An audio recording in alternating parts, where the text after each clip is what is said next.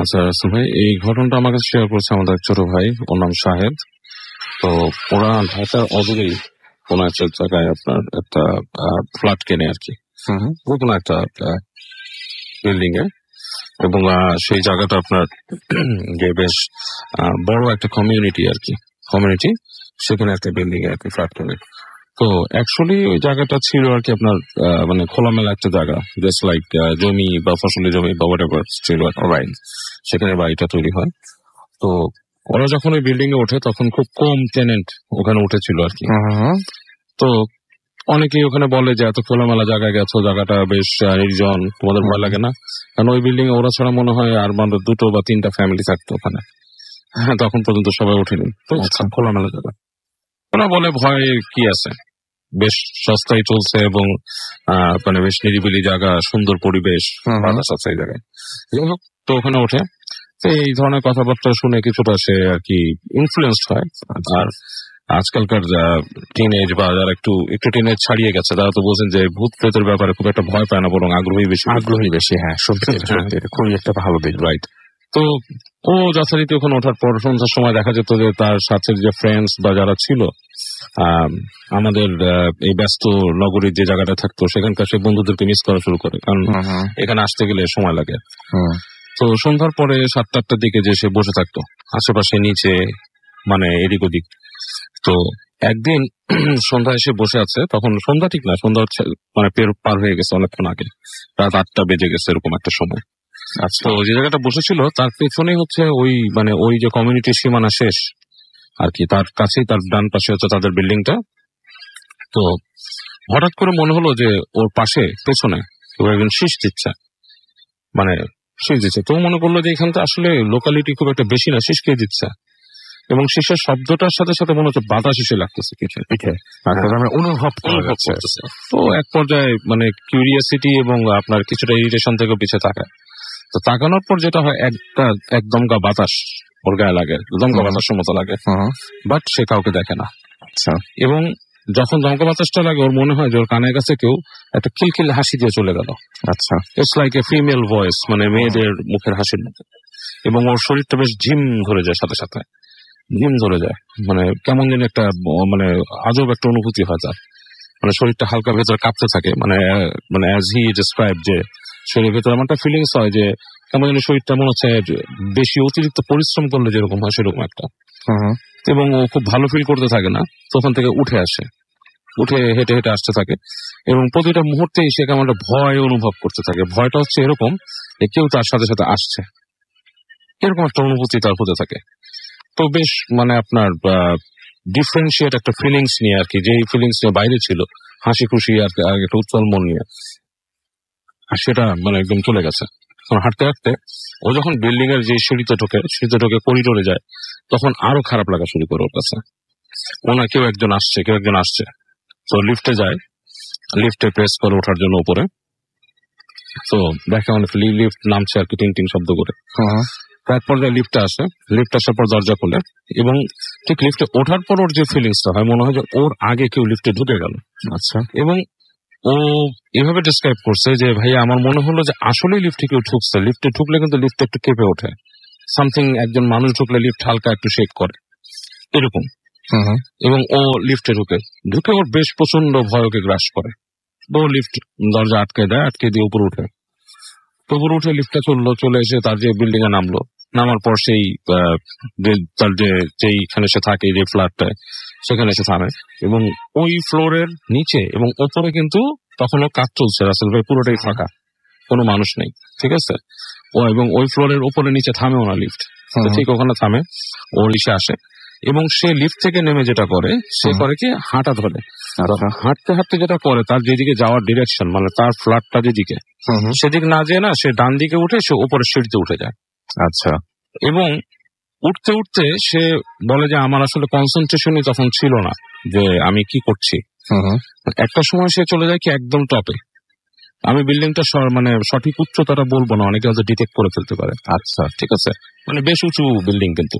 ঢাকা শহরে এরকম community building গুলো যেরকম স্ট্যান্ডার্ড আপনারা দেখেন অনেক হয়, এরকমই একটা উঁচু বিল্ডিং। ওকে। এবং সেখানে উঠে ও দেখতে পায় যে ওই ছাদ সবসময় তালাবদ্ধ থাকে, কারণ ওদের বিকালের পরে সাধারণত বিল্ডিং এ কাউকে উঠতে দেয় না। তো যেহেতু ওই বিল্ডিংটাতে ওরা এবং আর 2-3টা ফ্যামিলি উঠেছিল, ওদের জন্য কিছু স্বাধীনতা ওই যে ওখানকার কেয়ারটেকার দিত আর কি ওঠার জন্য। তো ওদেরকে ছাদটা খোলা, তালা নেই। এবং জিনিসটা ওর কাছে না অ্যাবনর্মাল মনে হয় না। আচ্ছা, দ্য থিংস হি ফেল্ট, ওই সময় এমনটা ঘুরেছিল যে this is meant to be, দরজাটা খোলাই থাকতে পারে। আচ্ছা, সে করে কি কোনো চিন্তা ভাবনা বা এরকম এই ধরনের কোনো চিন্তা ভাবনা তার মধ্যে কাজ করে না। আচ্ছা, সেই দরজাটাকে ধাক্কা দিয়ে আস্তে করে উপর উঠে দেয়, ঢুকে বিশাল একটা ছাদ রাসেল ভাই। ওই প্যারামিটারটা হবে কত, প্রায় আপনার মানে বিশাল। ধরেন ওই জিনিসটা হয়তো আপনার ফর এক্সাম্পল লাইক ধরেন 10,000 স্কোয়ার ফিট বা এরকম একটা জায়গা, এক একটা বিল্ডিং এর পরিধি আর কি। আচ্ছা, এরকম একটা বড় ছাদে ও যখন হাঁটতে থাকে, হাঁটতে হাঁটতে ওর কাছে কেমন একটা ঘোর লাগা অনুভূতি হয়। এবং ও হঠাৎ করে দেখে যে বিল্ডিং এ যে ওই দেয়ালের যে শেষ মাথা, যেখানে নাকি আপনার আর কি আপনার ওই যে প্যারাফিট দেয়ালগুলো থাকে, সেখানে একটা অবয়ব দাঁড়িয়ে আছে। সম্ভবত দেখে মনে হচ্ছে কোনো মেয়ের অবয়ব। আচ্ছা, মেয়েটার মনে হচ্ছে মাথা ভর্তি চুল আছে, লম্বা চুল। ওকে। এবং সে ফেস করে আছে পেছন দিকে, মানে ওর দিক থেকে ফেস করা পেছন দিকে। এবং ও হেঁটে হেঁটে সামনে যায়, হেঁটে সামনে যে প্রায় যখন ধরেন 10 ফিট বা এরকম কিছু একটা দূরত্ব।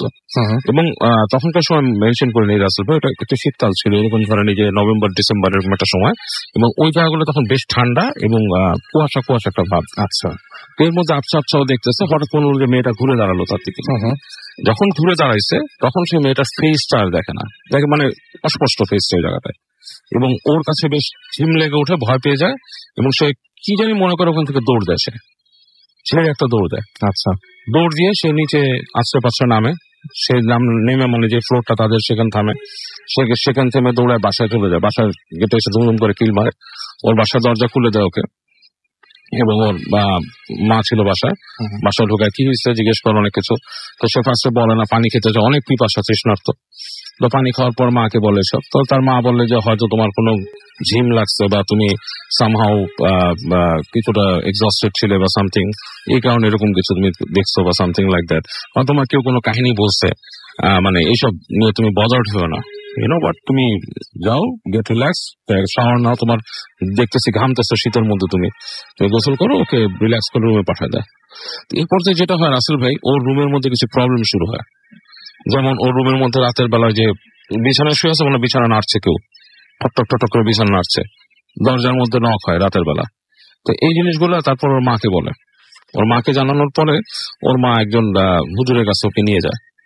তো হুজুর তাকে ঝাড়ে, যে এটা বলে যে বাতাস লাগছে, তার গায়ে বাতাস লাগছে, ঝাড়তে হবে। তো যেটা হয় যে হুজুর ওকে ঝেড়ে দেয়, তাবিজ পড়তে দেয় একটা, ওই তাবিজটা হাতে পড়ে থাকে। তো তাবিজ পড়ার পরে রাতের প্রবলেম গুলো কিছুটা কমে যায় তার। এর মধ্যে একদিন যেটা হয়, ও রাতের বেলা ওখানে ঘুমে আসে এবং ওই আপনার হঠাৎ করে সে ফিল করে যে তার বাসার পাশে যে জানলাটা, তার বিছানার পাশে একটা জানলা ছিল, সে জানলা একটু ঠকঠক ঠকঠক করছে। তো ওই জানলা যখন ঠকঠক করছে, ও আস্তে করে মানে হয় যে জানলাটা আস্তে করে পর্দাটা সরায় দেখে যে ইটস লাইক আ বার্ড, পাখি। পাখিটার মুখটা বিশাল বড়, সামথিং লাইক ইগল বা কিছুর মধ্যে একটা এরকম কিছু। হঠাৎ করে ওকে দেখার পরে সেটা একটা লাফ দেয়। লাফটা যে দেয়, পাখি তো উড়ে চলে যায়, পাখি কিন্তু লাফ দেবে না, কিন্তু এটা লাফিয়ে যায়। এবং সে খেয়াল করে যে নিশ্চয় মুখটা পাখির মতো হলো, শরীরটা মানুষের মতো। হ্যাঁ, এবং অন্ধকারে বিশাল একটা আকৃতি লাফ দিয়ে পাশের যে বিল্ডিংটা, উইচ ইজ লাইক মানে কত 30 ফিট বা 20 ফিট দূরে, সেটার জানলার যে কার্নিশ সেটার উপর মানে যে বসে। এবং সে এই সময় ওর রুমের মধ্যে কেউ জোরে মানে কেউ জানে হাসতেছে এরকম একটা শব্দ পায়। এবং ও খুব ভয় পেয়ে চিৎকার করে ওঠে। ওর মা, ওর বোন সবাই চলে আসে রুমে। আসার পর ওকে মানে ধাতস্থ করে যে কি ব্যাপার এটা সেটা।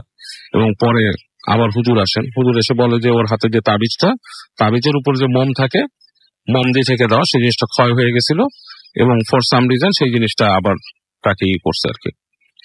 তো এই জিনিসগুলো হওয়ার পর যে তাকে বেশ ট্রিটমেন্ট নেয় আর অনেক অনেক জায়গায় নিয়ে যায় বিভিন্ন প্রসিজারের মাধ্যমে, কিছুটা তাকে করে। কিন্তু আসলে সমস্যাটা হচ্ছে লাস্টে ওদেরকে বলে যে বাড়িটা ভাড়া দিয়ে আপনারা অন্য কোথাও চলে যান, বাসাটা সমস্যা আছে। পরে ওরা যেটা শুনতে পারে ওই বাড়ির কেয়ারটেকারের কাছে, যে ওই জায়গাটায় যখন বিল্ডিং হয় এবং ওদের যে ফ্ল্যাটটার যে মালিক ছিল ফার্স্ট, সেই মালিকের মেয়ে নাকি ওই ছাদের উপর উঠে সে ছাদ থেকে লাফ দিয়ে পড়ে মারা যায়, এবং সেও নাকি ওই ছাদ খোলাই পেয়েছিল রাতের বেলা, লাফ দিয়ে পড়ে মারা যায়। আচ্ছা। এবং ওই বিল্ডিংটা এরকম সমস্যা ঘটে আর কি। তো ওরা ওই বিল্ডিং ছেড়ে ও পরে চলে গেছে, ও পরে পাবলিক ইউনিভার্সিটিতে চান্স পায়, চান্স পাওয়ার পর পাবলিক ইউনিভার্সিটি পড়তে যায়। এখনো ওই বাসায় নাকি যারা থাকে তারা নাকি ওই যেই কমন ঘটনাগুলা, যে মশলা পেশার শব্দ, তারপরে যে নুপুরের আওয়াজ, এগুলো নাকি প্রায় পায় এখন ওই বিল্ডিং এ। ওকে, স্টিল না হয় রাসেল ভাই। Thank you so much, thank you. আমি চলে যাব আমাদের পরবর্তী একটা ঘটনায়, তবে হ্যাঁ, আমি আগে ঘটনায় যাই, তারপরে অন্য কথা। তো এই ঘটনার একটা ইমেইল আমাদের পাঠিয়েছেন আমাদেরই একজন লিসেনার, যিনি অনেক দূরে, যিনি পুনেতে থাকেন, ইন্ডিয়ার পুনে থাকেন, এবং সেখান থেকে তিনি লিখে পাঠিয়েছেন আমাদেরকে এই ঘটনাটি। তো লিখছেন, প্রিয় রাসেল ভাই, আশা করি আপনি ভালোই আছেন, কারণ আপনি সবসময় ভালোর দলে। আমার নাম নীলাঞ্জন সিনহা, আমি ইন্ডিয়ার পুনে শহর থেকে লিখছি। দূরত্বের কারণে আপনাদের স্টুডিওতে আসা আমার পক্ষে সম্ভব হবে না। আমি ভূত এফএমের অনেক বড় ফ্যান, এবং 2010 সালের প্রথম এপিসোড থেকে আপনাদের নিয়মিত শ্রোতা। আপনাদের উপস্থাপনা এবং পরিবেশনা সত্যি প্রশংসনীয়। এবার সরাসরি ঘটনায় আসছে। ঘটনাটি ঘটে 2007 সালে। আমি তখন সদ্য MA পাশ করে একটি বেসরকারি চাকরি সূত্রে ভারতের বিভিন্ন শহরে ক্যাম্পাস রিক্রুটমেন্ট করি। সেরকম কোনো একটি কাজে আমাকে একবার যেতে হয়েছিল ঝাড়খণ্ডের ঝুমরি তালাইয়াতে। ঝুমরিতে কাজ শেষ করে যখন গিরিধি নামক জায়গায় এসে পৌঁছালাম, তখন রাত 10:30। ঝুমরি থেকে হঠাৎ করে আসতে হওয়ায় আগের থেকে হোটেল বুক করতে পারিনি। বাস স্ট্যান্ডে খোঁজ নিয়ে জানলাম যে এখানে কোনো হোটেল তো পাওয়া দূরের কথা, এত রাতে খাবারও পাওয়া যাবে না। নভেম্বরের শীত, হাড় কাঁপুনি ঠান্ডায় গোটা কয়েক বিস্কিট এবং আমি একজন সহকর্মী হন্যে হয়ে এদিক ওদিক কোনো একটা গৃহস্থের বাড়িতে আশ্রয় খুঁজতে লাগলাম কোনো মতে রাতটুকু পার করার জন্য। ঘুরতে ঘুরতে 1:30 হঠাৎ চোখে পড়ল একটা ভগ্ন প্রায় দোতলা বাড়ি। লজ বলাই চলে। বাইরে কলাপসিবল গেট আটকে দারোয়ান ঘুমানোর প্রস্তুতি নিচ্ছে। তাকে গিয়ে অনেক করে বলায় সে আমাদের একটা কামরা দিতে রাজি হলো 200 টাকায়। বাড়িটির কোন অবস্থা দেখে মনে হলো কম করে 100 বছরের পুরনো তো হবেই, মেইনটেইন করা হয় না। আগেকার আমলের ঘোরালো সরু বাঁকানো সিঁড়ি দিয়ে দোতলায় ওঠার সময় দেখলাম একটা ভাঙা তুলসী মঞ্চের পাশ দিয়ে লম্বা একটা করিডোর, এবং ঢোকার মুখেই একটা হালকা পাওয়ারের বাল্ব জ্বলছিল। সেই করিডোরের দুই পাশে একটি ভৌতিক পরিবেশ ইতোমধ্যে সৃষ্টি হয়েছে। আমাদের ঘর দেখিয়ে যাওয়ার সময় বুড়ো দারোয়ান বলে গেল আমরা রাতে কোনোভাবেই যেন দরজা না খুলি, আর ঠিক 6:30 চা আসবে তার আগে নয়। নোংরা একখানা কামরা আর মলিন একখানি খাটে আমরা দুজন শুলাম বটে, কিন্তু আমাদের ঘুম কিছুতেই আসছিল না। একটা সিগারেট ধরিয়ে বাইরে বের হলাম। প্রথমে চোখ পড়ল সেই ভুতুড়ে আধা অন্ধকার আধা আলো করা করিডোর। গা ছমছম করছিল, কারণ সেখানে সেদিন আমরা দুজন ছাড়া আর কেউ ছিল না। সব ঘরই তালাবন্ধ। মনের কৌতূহল দমন করতে না পেরে সামনের দিকে এগিয়ে গেলাম করিডোর বরাবর। করিডোরের শেষ প্রান্তে বেশ গাঢ় জমাট অন্ধকার। দারোয়ান বলেছিল যে এখানে কোনো করিডোর নেই, কিন্তু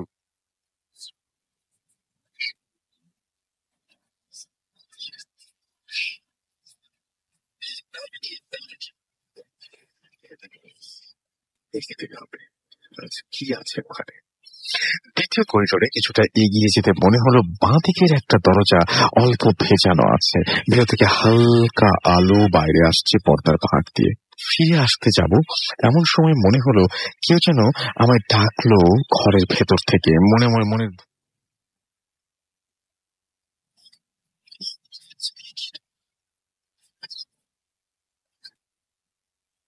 ধরে কেউ ডাকলো ভেতর থেকে।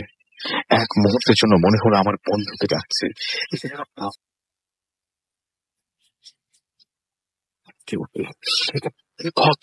ভ্যাপসা গন্ধ নাকে এসে লাগলো।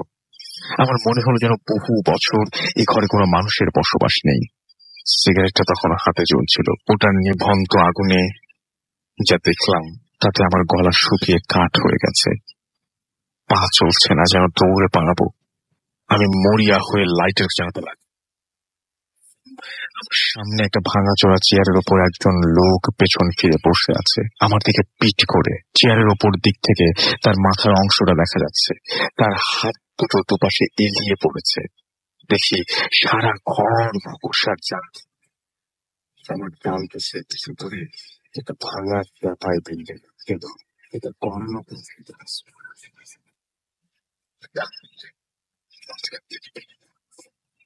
আমি মরিয়া হয়ে এক পা করে পিছু হাঁটছি, আর এই সময় হঠাৎ কিছুটা সাথে ধাক্কা লাগলো। পেছনে ফিরতে দেখি সেই পুরো দারোয়ান হাতে মোম নিয়ে দাঁড়িয়ে আছে, আমার দিকে তাকিয়ে আছে এবং বলছে, ওদের হিন্দি ভাষায় বলছে যে, আপনাকে বলেছিলাম না যে কামরা থেকে বের হবেন না, কেন?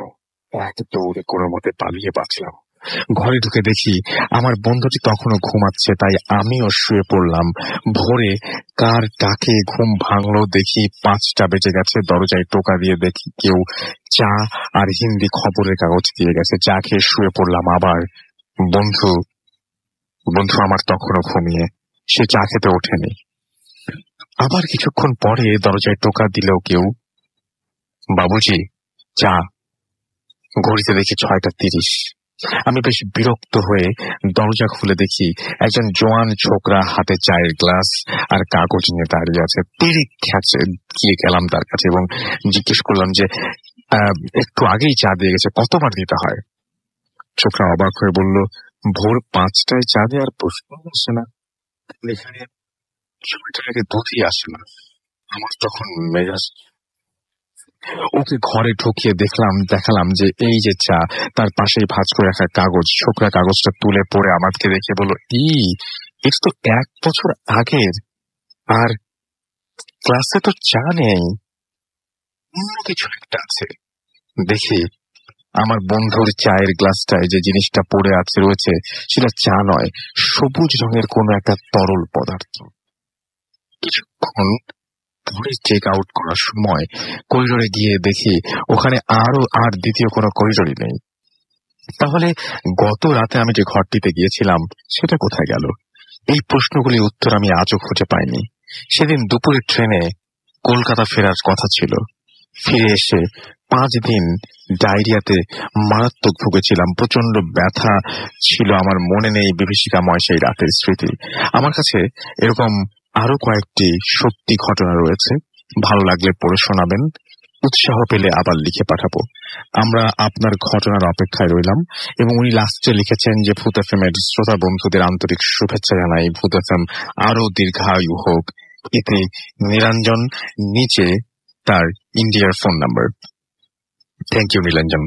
এবং আমি আপনার পরবর্তী ঘটনার অপেক্ষায় রইলাম। আশা করছি যে আপনি খুব দ্রুতই সেটা পাঠাবেন। এবং অসাধারণ একটা ঘটনা, অসাধারণ একটা ঘটনা, অসাধারণ একটা ঘটনা। এবং একটা মানুষ, আপনি চিন্তা করে দেখুন যে আপনি আজকে, আপনারা কেউ তো আজকে অবশ্যই হোটেল থেকে শুনছেন, তাই না? যে এই সময় হোটেলে আছেন, হোটেল থেকে শুনছেন তো, অথবা কোনো বাসায় বেড়াতে এসছেন, অথবা আপনি আপনার রুমের মধ্যে হঠাৎ করে ঘুম ভেঙে গেল এবং রাতের বেলায় ঘুম থেকে উঠলেন। আপনি ঘুম থেকে উঠে রুম থেকে বেরিয়ে বাইরে বের হয়েই আপনি দেখলেন যে একটা মানুষ যে কিনা চেয়ারে, যাকে কিনা উল্টা করে পিচ মোড়া করে বাঁধা আছে, এবং মানে অদ্ভুত ব্যাপার, কিন্তু ব্যবসা একটা গন্ধ, অনেকদিন ধরে যেন এখানে কেউ আসেনি। মানে এইরকম ব্যাপার একটা নতুন জায়গায় যদি কেউ মানে উপলব্ধি করে, বা এরকম একটা ব্যাপার যদি কেউ দেখে, তাহলে কেমন অনুভূতি হয় সেটা মানে একটু চিন্তা করলে মনে হয় বুঝতে পারা যায়। আমরা এই বিষয় নিয়ে আরো চিন্তা করবো, এই বিষয়ে আরো কথা বলবো। আপাতত একটা ছোট্ট বিরতিতে যাবো। বিরতির পরে ফিরে এসে আমরা আমাদের যে সমস্ত SMS রয়েছে এবং ইমেল এবং আরো ফেসবুকে যে সমস্ত পোস্ট নিচে আপনারা কমেন্ট করছেন সেগুলো পড়বো। আমাদের সাথে থাকুন। স্টে টিউনড রেডিও ফুর্তি এন্ড ডোন্ট স্টপ ফুর্তি। Bhoot FM. Tonight comes alive with coming from.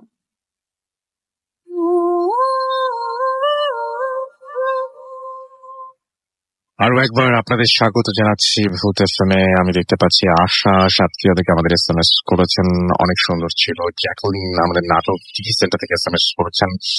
এছাড়া আমাদের এসএমএস করেছেন দেখতে পাচ্ছি যে সোহান এবং ময়মনসিং থেকে তিনি এসএমএস করেছেন। খুলনা থেকে আনোয়ার এবং তার ওয়াইফ আফরিন এসএমএস করেছেন এবং তিনি বলেন 2016 was the best year for us, এবং ভূত এফএমে তারা এসেছিলেন সেই জন্যই বলছেন সেটা। সাইফুল হলি ক্রিসেন্ট স্কুল থেকে লিখেছেন যে আছি তোমাদের সাথে। অনামিকা লিখেছেন ফরিদপুর থেকে, ভাইয়া স্টোরিটা ভালো ছিল। আল শাহরিয়ার গোপালগঞ্জ থেকে এসএমএস করেছেন, সেকেন্ড স্টোরিটা শুনে খুব ভয় লেগেছে ভাইয়া। অনামিকা আমাদের এসএমএস করেছেন ফরিদপুর থেকে, আমার এসএমএসটা পড়েন। ফ্যান্সি আমাদের এসএমএস করেছেন আমাদের দেখতে পাচ্ছি যে বাসুদেবপুর থেকে সৈয়দ টুটুল।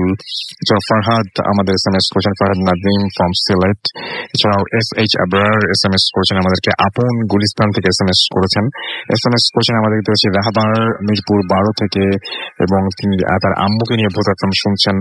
অনেক আমাদের এসএমএস করেছেন আমাদেরকে, অনামিকা ফরিদপুর থেকে।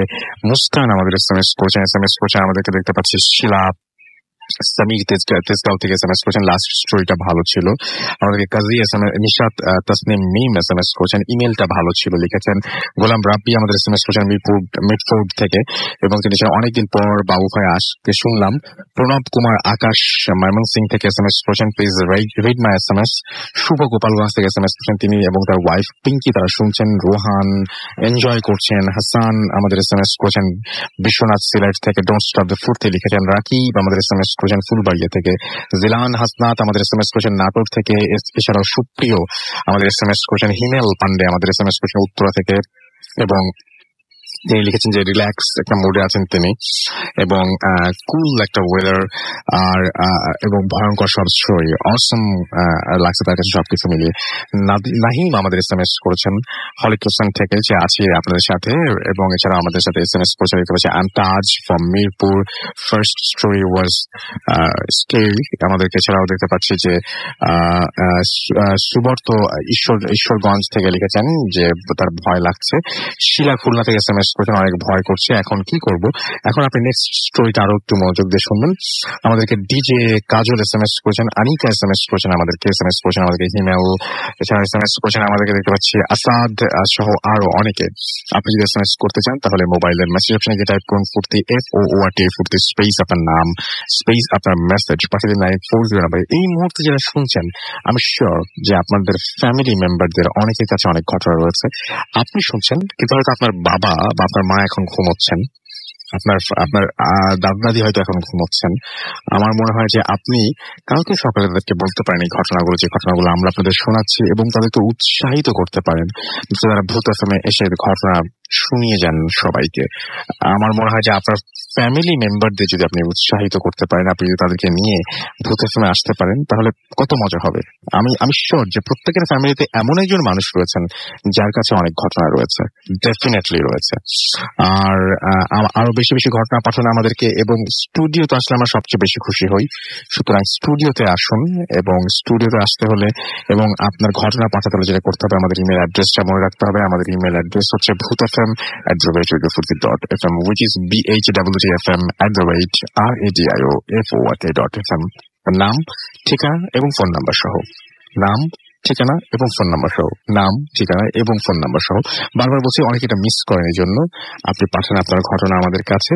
আপনি দেখতে পাবেন যে আমাদের Facebook page www.facebook.com/radio.furti and www.facebook.com/bhutfm.russell, লাস্টে যে অ্যাড্রেসটা বললাম ফেসবুকের, সেইখানে গিয়ে আপনি দেখতে পাবেন সেন্ড ইমেল একটা অপশনই রয়েছে, সেখান থেকে আপনি চাইলে ইমেল সেন্ড করতে। অলরাইট, আমরা চলে যাবো আবারও বাবু ভাইয়ের কাছে তার সেকেন্ড স্টোরির জন্য, তারপরে আবারও ফিরে আসবো আপনাদের কাছে। সেই পর্যন্ত আমাদের সঙ্গেই থাকুন, আশা করছি ভালো লাগবে আপনাদের প্রতিটা মুহূর্ত। আচ্ছা রাসেল ভাইয়া, এই ঘটনাটা হচ্ছে কি, আমার এক মামা হয় আর কি, ওনার পজেশনের কাহিনী আর কি। উনি হি গট পজেসড অনস আপন এ টাইম। তো ওনার কিছু ব্যাপার ছিল যে জিনিসগুলো আর কি খুব খারাপ ভাবে আর কি ওনার লাইফে এফেক্ট করেছিল আর কি। ওইটার একটা পার্ট, ওটা যদি পুরো স্টোরিটা বলতে যাই ইট টেকস আ লং টাইম, ওটার একটা পার্ট বলি আর কি। তো উনি তখন আপনার টিনেজ, একদিন সন্ধ্যার সময় উনি যাচ্ছিলেন গ্রামের একটা রাস্তা দিয়ে আর কি। খেলাধুলা শেষ করে আর কি। এবং ওই জায়গাটা আপনার একপাশে শ্মশান ছিল, তো ওখান থেকে আসতে হয় আর কি। তো শ্মশানের পাশ দিয়ে উনি যখন হেঁটে আসছেন সন্ধ্যার সময়, তো অন্ধকার হয়ে গেছে প্রায়, এরকম একটা সময় দেরি হয়ে গেছে বাসা আসতে আসতে।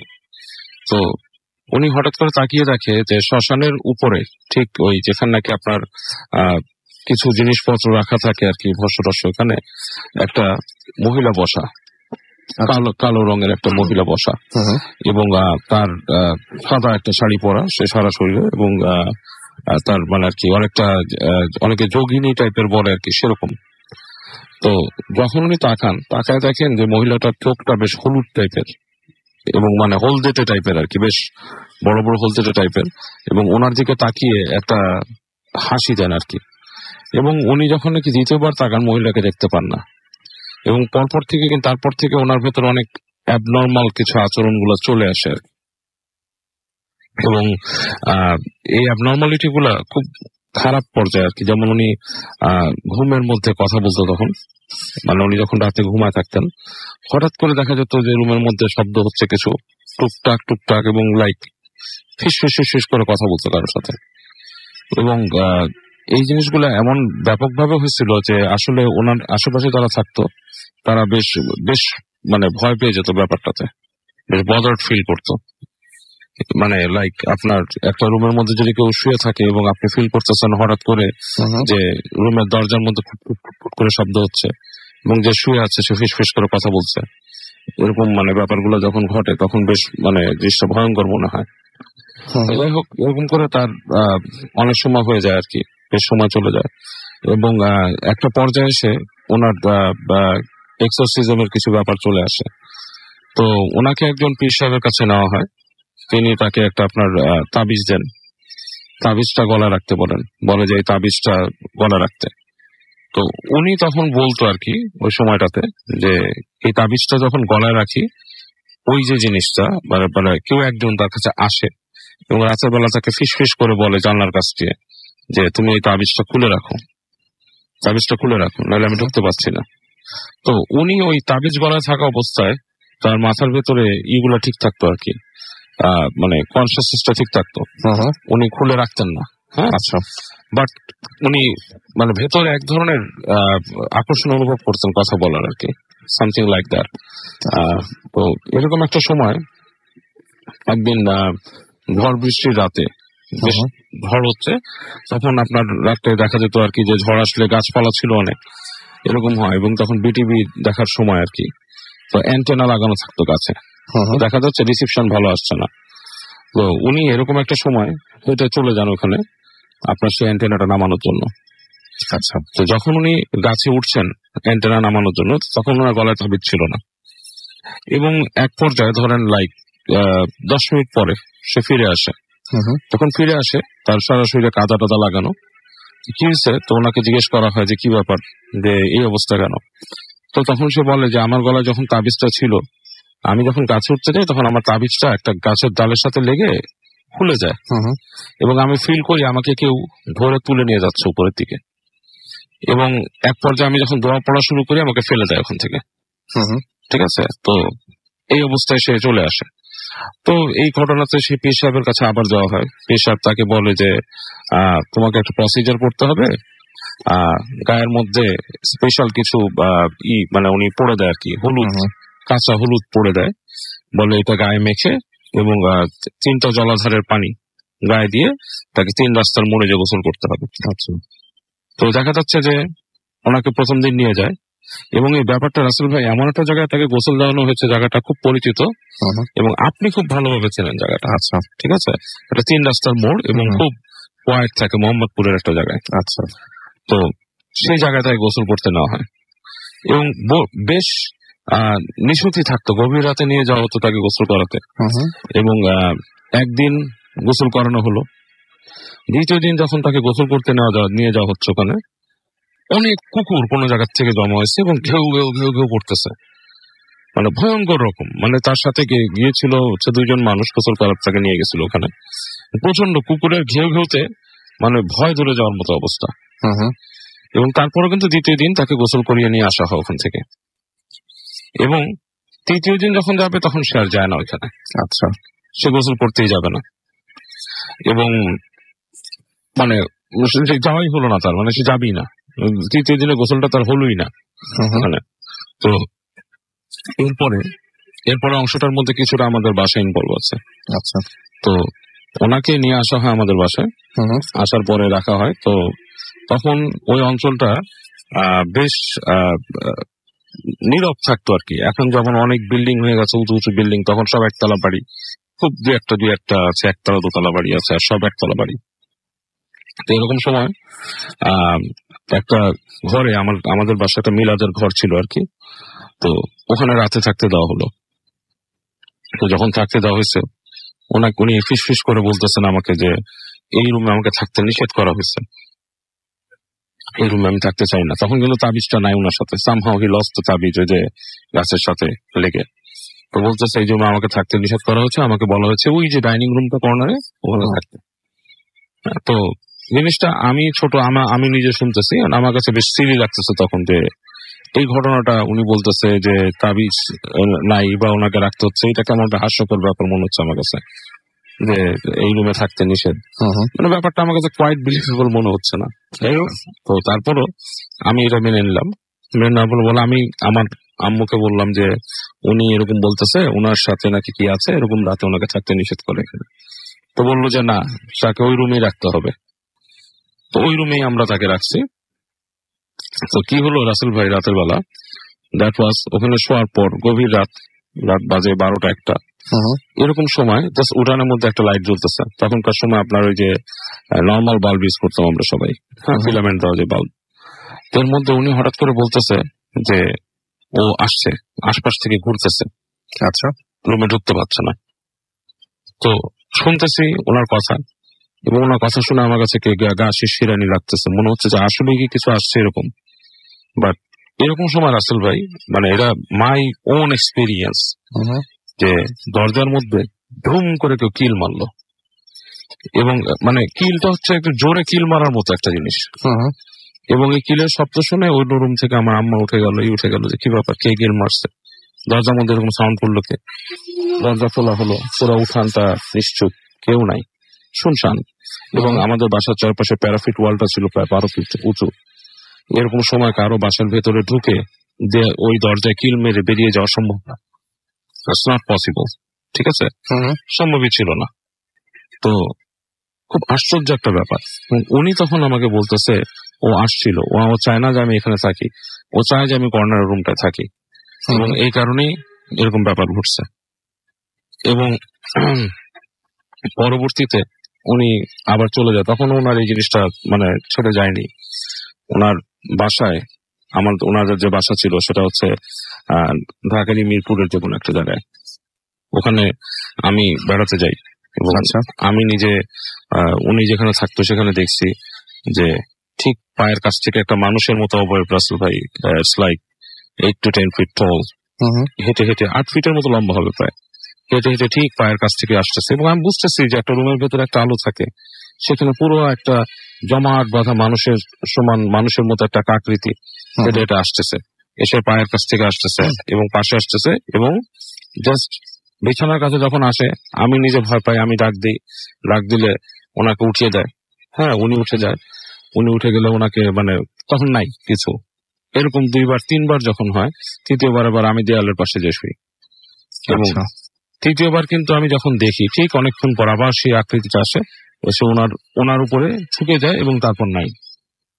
এবং এই পজিশনের শেষ যেটা হয় সেটা হচ্ছে পরবর্তীতে একজন ভদ্র মহিলা, সে একটা মিডিয়া আর কি, সে ইজ লাইক মানে মিডিয়া বলে যেটাকে, যে তার কাছে নিয়ে আসে, সে কিছু জিন এসে ছাড়ায়, তার কাছে জিন আসে ছাড়ায়।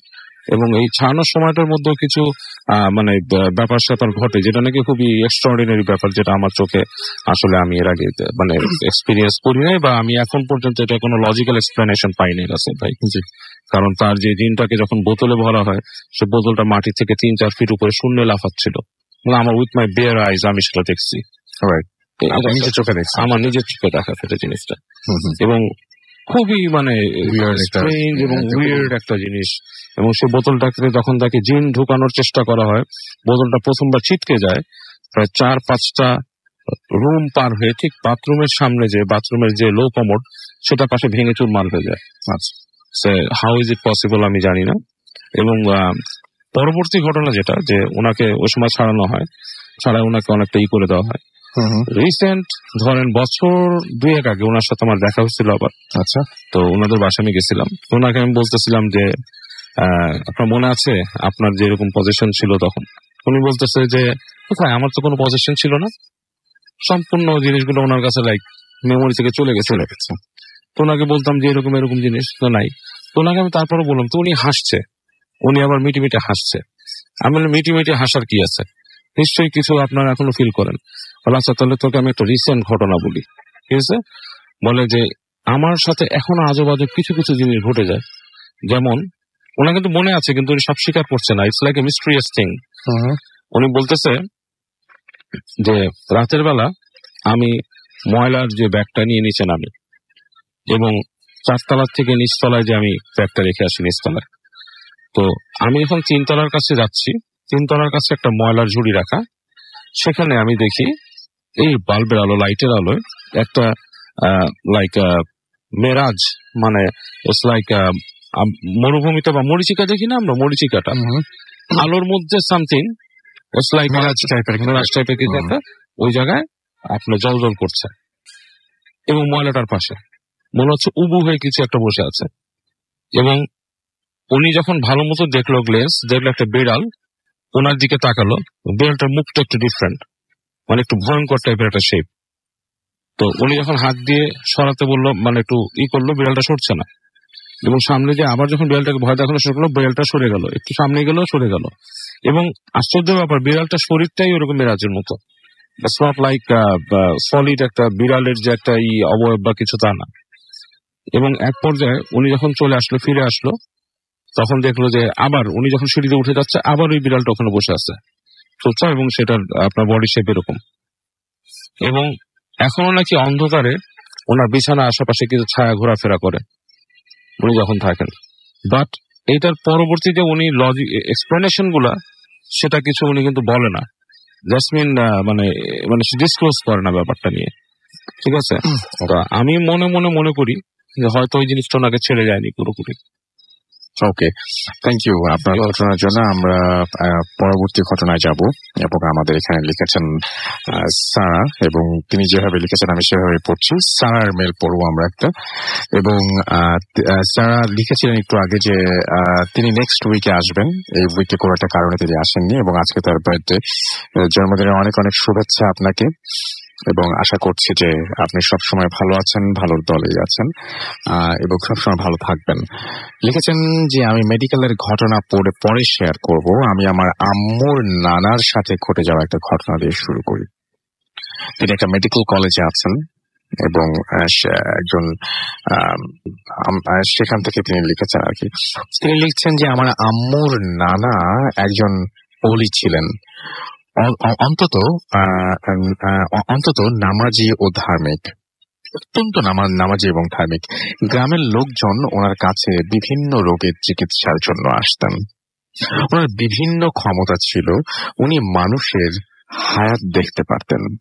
তিনি এমন একটি দোয়া জানতেন যা পড়ে তার বাম পাশে ফু দিলে মানুষের ছায়া আসতো। ওই ছায়ার মেজারমেন্ট দেখে উনি মানুষের হায়াত বলে দিতেন। ওকে,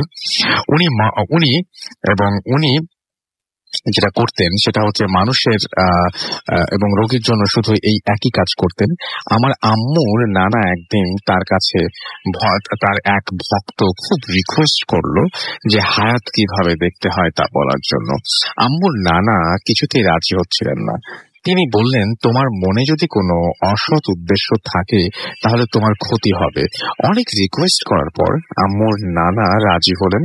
উনি দোয়াটি শিখিয়ে দিলেন এবং বললেন যে ওই দিন মাগরিবের আজানের পর অজু করে পাক পবিত্র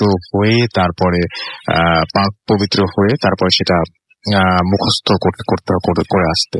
কথা মতো ওই লোক সেটা করলো এবং হাজির হলো, এবং যেটা হলো সেটা হচ্ছে যে এবং লোকটা যা বলেছিল তাই করলো। দোয়া পড়া শেষ করে লোকটি যখন বাম পাশে তাকিয়ে, আচ্ছা দোয়াটা এক নিঃশ্বাসে চোখ বন্ধ করে 40 বার পরে বাম পাশে তাকিয়ে ফুল দিয়ে চোখ খুলতে বলা হয়েছিল এবং কথা মতো তিনি তাই করলেন। এবং দোয়া পরে পাশে লোকটি যখন বাম পাশে ফু দিয়ে চোখ খুললেন তখন একটি হঠাৎ করেই আকস্মিকভাবে একটি গলা কাটা ছায়া দেখতে পেলেন। লোকটি হুজুরকে জিজ্ঞেস করলো, হুজুর এর অর্থ কি?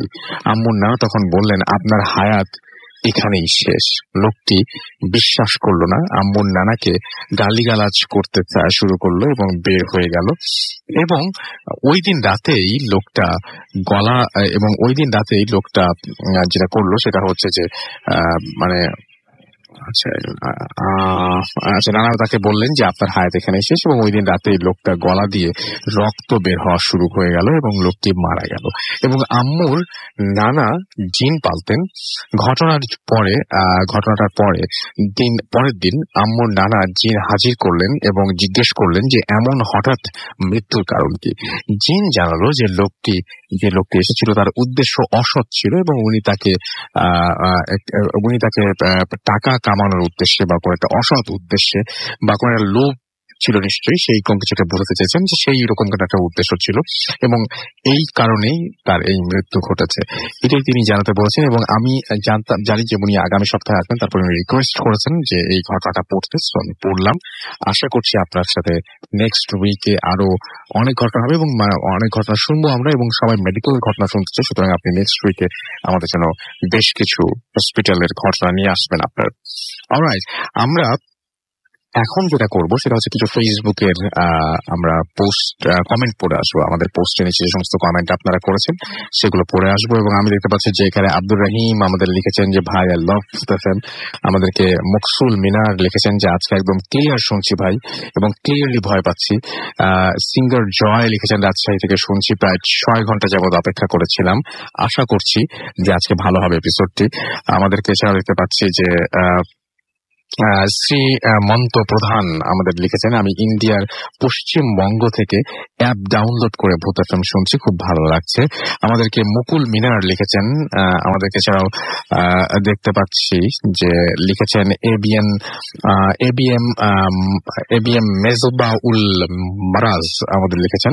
এছাড়া আমাদেরকে এসএমএস করেছেন অ্যালন। এছাড়াও আমাদের এসএমএস করেছেন মেহরাব হোসেন মুগ্ধ, এবং ময়মনসিংহ মেডিকেলে বসে শুনছেন তিনি। আপনি যদি মেডিকেল স্টুডেন্ট হয়ে থাকেন তাহলে ডেফিনেটলি আমাদেরকে ঘটনা পাঠাবেন মেডিকেল কলেজের, কারণ এটার ডিমান্ড অনেক বেশি।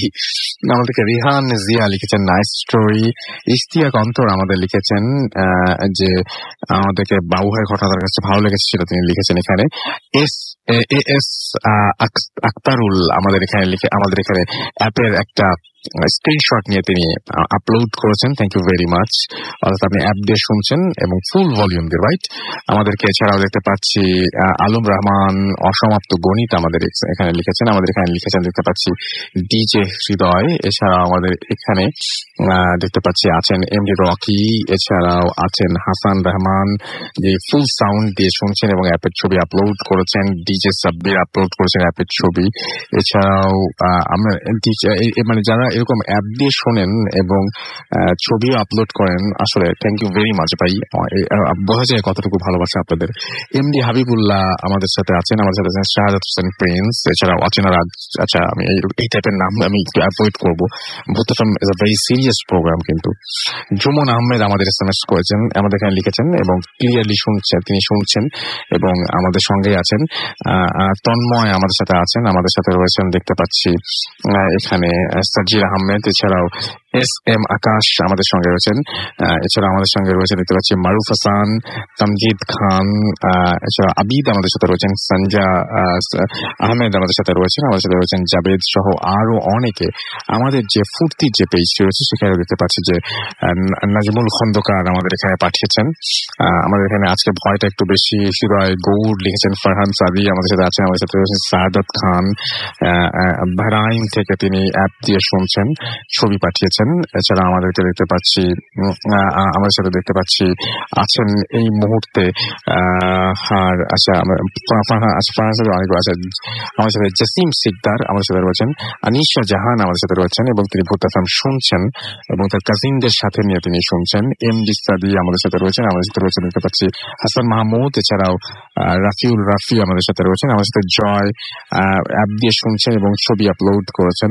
এছাড়া আমাদের সাথে আছেন দেখতে পাচ্ছি এই মুহূর্তে মিম মিম, আমাদের সাথে আছেন অর্ণব আবিদ, এছাড়াও আমাদের সাথে রয়েছেন দেখতে পাচ্ছি আরো অনেকে। আপনি যদি থাকতে চান তাহলে চলে আসুন আমাদের পেজে www.facebook.com/radiofuti and www.facebook.com/bothfm.russell। আর আমাদের ঘটনা পাঠান বেশি বেশি করে, এই ফিকে আপনাদের মুখ থেকে কেউ না কেউ হয়তো চলে আসবেন। সুতরাং বেশি বেশি করে ঘটনা পাঠান। ঘটনা পাঠানোর অ্যাড্রেসটা হচ্ছে boothfm@radiofuti.fm, অথবা চলে যান সরাসরি আমাদের ফেসবুক পেজে, সেন্ড ইমেল যে অপশনটা রয়েছে সেখান থেকে সরাসরি পাঠিয়ে দিতে পারেন আপনার ঘটনা।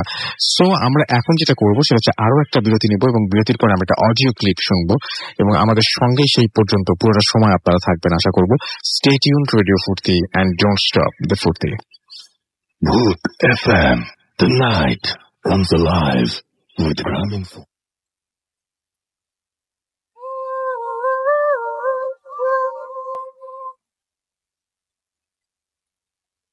আমার নাম অরজিৎ, আমি কলকাতা থেকে বলছি। ক্রিকেটে বাড়ি এসেছি, আমি থাকি আসলে ইউক্রেনে। যাই হোক, আমি অনেকদিন আগে আপনাকে লিখেছিলাম গল্পটা, তো আপনি আমাকে অডিও ক্লিপ পাঠাতে বলেছিলেন, তো অডিও ক্লিপটা আজকে করছি। সরাসরি আমি আমার ঘটনায় চলে যাই। ঘটনাটা 2004-2005 নাগাদ হবে। তো তখন সেই সময় আমি ইঞ্জিনিয়ারিং কলেজে পড়ি, আমাদের পশ্চিমবঙ্গের একটি ইঞ্জিনিয়ারিং কলেজে আমি পড়ি। স্বাভাবিক অর্থে আমি সেটার নামটা এখন নিচ্ছি না। তো যে জিনিসটার ঘটনা বলছি, আসলে সেই সময়টা ছিল বেশ মানে শীতকাল আর কি, পুজোর পর হবে। তো আমার এক বন্ধু হসপিটালে ভর্তি ছিল, তো আমাকে রাত্রি 10টা নাগাদ তো আমি খবরটা জানতে পারি এবং জানতে পেরে আমি হসপিটালে আমাকে যেতে হয়। তো আমি যখন হসপিটালে পৌঁছাই তখন প্রায় রাত্রি 11টা বাজে। আমি আসলে আমাদের কলেজটা থেকে হসপিটালটার ডিস্টেন্স অলমোস্ট এই 3 থেকে 4 কিলোমিটার হবে। আর তো অত রাত্রে কোনো ট্রান্সপোর্টেশন পাওয়া যায় না, তো স্বাভাবিক অর্থেই হেঁটে যাওয়া অথবা অন্য কোনো মানে রিক্সা বা সাইকেল, সে সময় রিক্সাও পাওয়া যায় না। তো আমি আমার এক বন্ধু সাইকেল নিয়ে হসপিটালের উদ্দেশ্যে যাই। আমাকে এরকম যে আমি হসপিটালে পৌঁছাবার পর কিছুক্ষণ কথা বলি, ঘন্টা থেকে থাকিও, কিন্তু যেহেতু ওটা ওমেন্স ওয়ার্ড ছিল, তো রাত্রে আমাকে বলা হয় যে আপনি তো ওখানে থাকতে পারবেন না, আপনাকে চলে যেতে হবে, আপনি বাইরে অপেক্ষা করতে পারেন। তো বাইরে অপেক্ষা করা মানে আমি তখন বাইরে আসি, বাইরে এসে হসপিটাল কম্পাউন্ডে একটা সিঁড়িতে গিয়ে বসি। তার কারণ হচ্ছে গিয়ে অত রাত্রিবেলা আমি যে জায়গাটির কথা বলছি সেটা একটু মফস্বল এরিয়া, আর আমার যে কলেজটা সেই মফস্বল এরিয়ার বাইরে। সন্ধ্যাবেলা 7টা-8টার পরে ওখানে প্রায় জনশূন্য হয়ে পড়ে। সুতরাং অত রাত্রিবেলা, তখন 12:30 প্রায় বাজে, 12:30-1টা বাজে।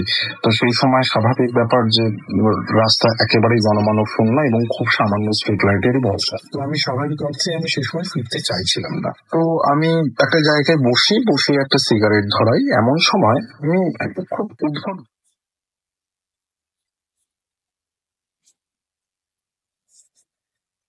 বিভিন্ন দিক থেকে আসে, মেডিসিন হতে পারে বা অন্য যে কোনো কিছু হতে পারে। কিছুক্ষণ পর হঠাৎ করে আমি দেখছি যে মেন গেট থেকে জনা 2-3 লোক এবং একজন মহিলা, ওনারা কান্নাকাটি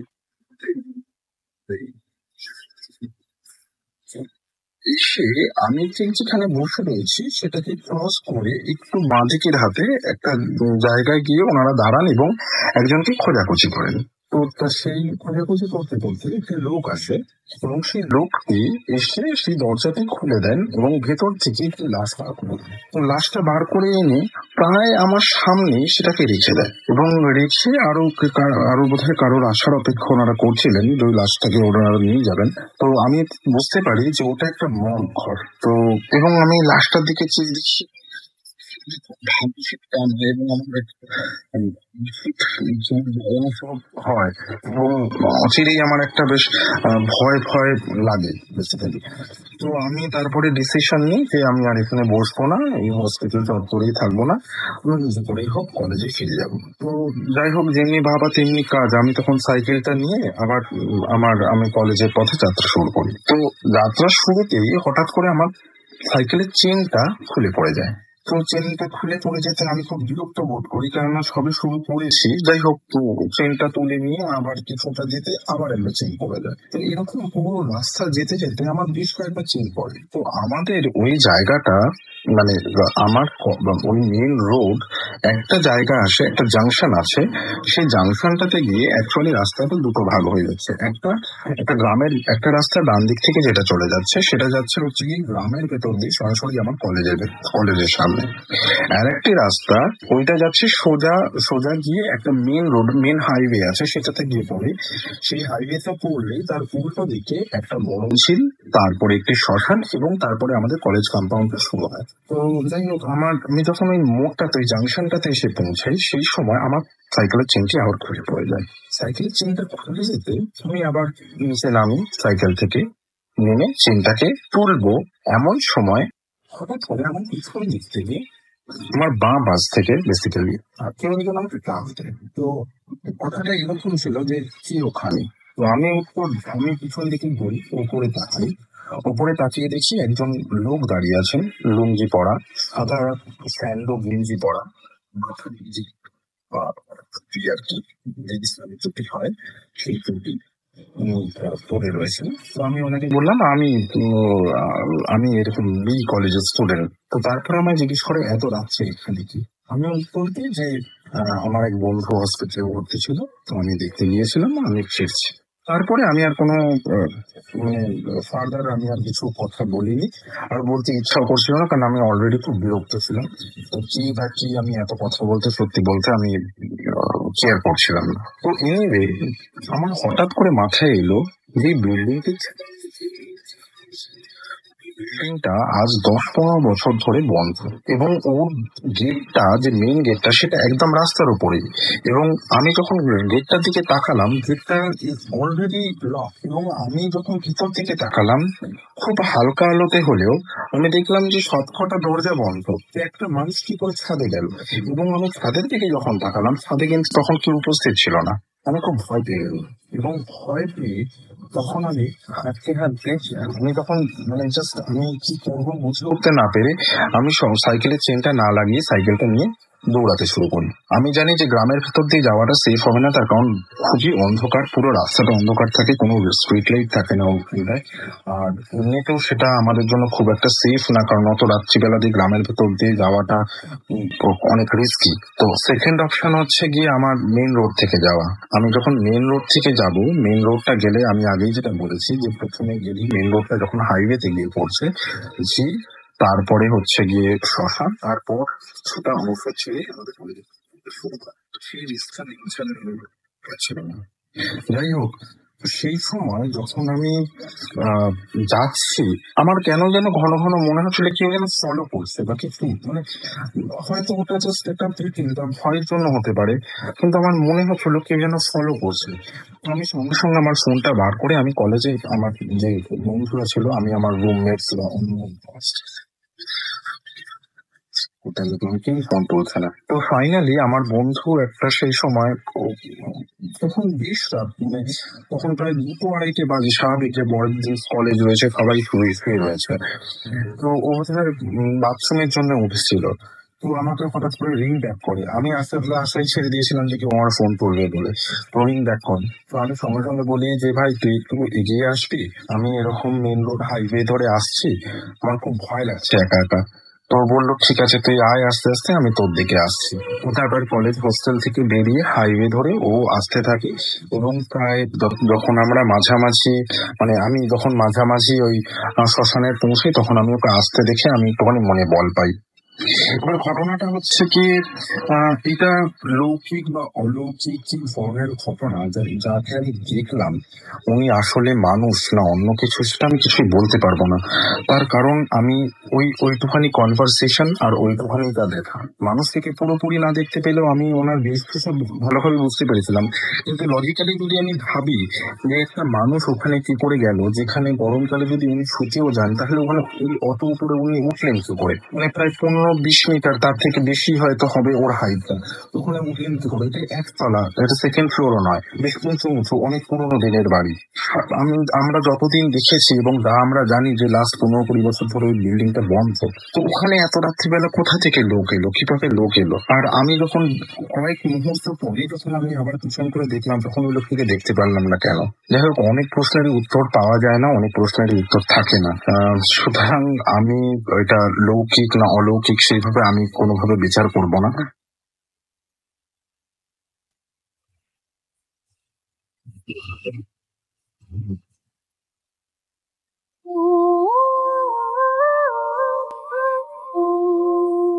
ওয়েলকাম ব্যাক। শুনছেন সবসময় ভিডিও ফুটের .2 FM। আমি রাস্তার আছির সাথে আমার সাথে রয়েছে মাসুর এবং আজকের অতিথি এবং আপনাদের সবাইকে আরো একবার স্বাগত জানাচ্ছি ভূত FM এ। আমি দেখতে পাচ্ছি শিখুন আমাদের SMS করেছেন নাটোর থেকে, নূর মোহাম্মদ আমাদের SMS করেছেন জোস লাগছে তাই লিখেছেন তিনি। আমাদেরকে SMS করেছেন আকিব গোপালগঞ্জ থেকে এবং শীতের রাতে ভূত FM অসম লাগছে তার কাছে তাই লিখেছেন। আমাদেরকে আদিল SMS করেছেন মিরপুর থেকে এবং আমাদেরকে SMS করেছেন দেখতে পাচ্ছি অনন্যা। এছাড়া আমাদের SMS করেছেন দেখতে পাচ্ছি MD ইমন রেজা। আমাদেরকে মিম বরিশাল থেকে SMS করেছেন যে fourth story was wow. Rafi আমাদের SMS করেছেন এবং তিনি বলছেন যে ভাই প্লিজ অ্যাডমিনিস্ট্রেশনকে বলেন। আচ্ছা, তিনি রংপুর থেকে লিখছেন তাদের জন্য কি করা যায়। ওয়াসি আমাদের SMS করেছেন after 2 months I am back, welcome back, third story was awesome. আমাদেরকে অনামিকা ফরিদপুর থেকে SMS করেছেন এবং তিনি বলছেন স্টোরি গুলো ভালো হচ্ছে। আমাদেরকে এমডি আমিনুল ইসলাম লিখেছেন বেস্ট স্টোরিজ ফ্রম বরিশাল। এছাড়া আমাদের SMS করেছেন দেখতে পাচ্ছি এখানে শিহাব। এছাড়া আমাদেরকে রিমা SMS করেছেন নাটোর থেকে, তিনি অসুস্থ, প্রে করতে বলেছেন সবাইকে। এবং আমাদেরকে নীরব SMS করেছেন যে স্টোরিটা জাস্ট আউটস্ট্যান্ডিং ছিল ভাইয়া, এবং কার স্টোরিটা সেটা তো বলেনি, স্টোরিটা জাস্ট আউটস্ট্যান্ডিং ছিল বলতে গেলে কোনটা আসলে এটা মানে বোঝা আমাদের জন্য মুশকিল। কিন্তু এছাড়া আমাদেরকে কাজী নিশাত তাসনিম লিখেছেন যে সো গুড স্টোরি। আমি আপনাকেও জিজ্ঞেস করবো কোন স্টোরিটার কথা বলছেন। আমরা চলে যাবো আমাদের পরবর্তী অতিথির কাছে। নতুন একজন অতিথি আমাদের সাথে যোগ দিয়েছেন, তবে তার আগে আমি একটু জানাই, আমাদের যদি আপনারা স্টুডিওতে এসে ঘটনা শেয়ার করতে চান আমাদের সাথে এবং সমস্ত লিসনারদের সাথে, অথবা আপনার পছন্দের কোনো মানে স্টোরি টেলার যদি থাকে আপনার ফ্যামিলিতে যে খুব চমৎকার ঘটনা বলেন, তাকে যদি সঙ্গে করে নিয়ে আসতে চান এবং তাকে যদি ঘটনা বলাতে চান, তাহলে যেটা করতে হবে আমাদেরকে ইমেল করতে হবে আপনার স্টোরি। এবং ইমেল করার জন্য যেটা করতে হবে সেটা হচ্ছে bhutfm@radio40.fm এই অ্যাড্রেসটা মনে রাখতে হবে। এই অ্যাড্রেস আপনার নাম, ঠিকানা এবং ফোন নাম্বার সহ আপনার জীবনে ঘটে যাওয়া বা আপনার জানা সেরা ঘটনা লিখে পাঠিয়ে দিন আমাদের কাছে। ঘটনার শুরুতে অবশ্যই উল্লেখ করুন এই ঘটনাটা আপনি স্টুডিওতে এসে শেয়ার করবেন নাকি আপনার ঘটনা আমরা পড়ে শোনাবো। যারা দেশের বাইরে রয়েছেন তাদেরকে অবশ্যই আমি রিকোয়েস্ট করবো যে আপনার সাথে অডিও ক্লিপ তো পাঠাতেই পারেন। এছাড়াও আপনারা আমাদেরকে কিন্তু সরাসরি আপনারা ঘটনা লিখেও পাঠাতে পারেন। আমরা প্রচুর ঘটনা পাই আমাদের পশ্চিমবঙ্গ থেকে এবং আমরা খুবই হ্যাপি আমাদের দেশের বাইরে যে সমস্ত বাঙালি ভাই বোনরা রয়েছেন সমস্ত বিশ্ব জুড়ে, তারা প্রচুর ঘটনা পাঠান যে ঘটনাগুলো অসাধারণ হয়। আর আমাদের দেশে তো প্রতিদিন আপনাদের পাঠাতেই হয় সবচেয়ে বেশি।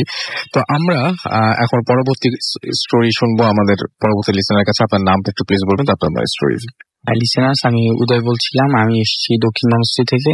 আমার সাথে এসেছে আমার ছোট ভাই নিয়ম। জি, শুনি আপনার ঘটনা। আমি আসলে বাসা মেনশন করতে চাচ্ছি না আর কি। জি বলেন। আমার বাসা হচ্ছে আপনার দক্ষিণ মনস্ট্রিতে।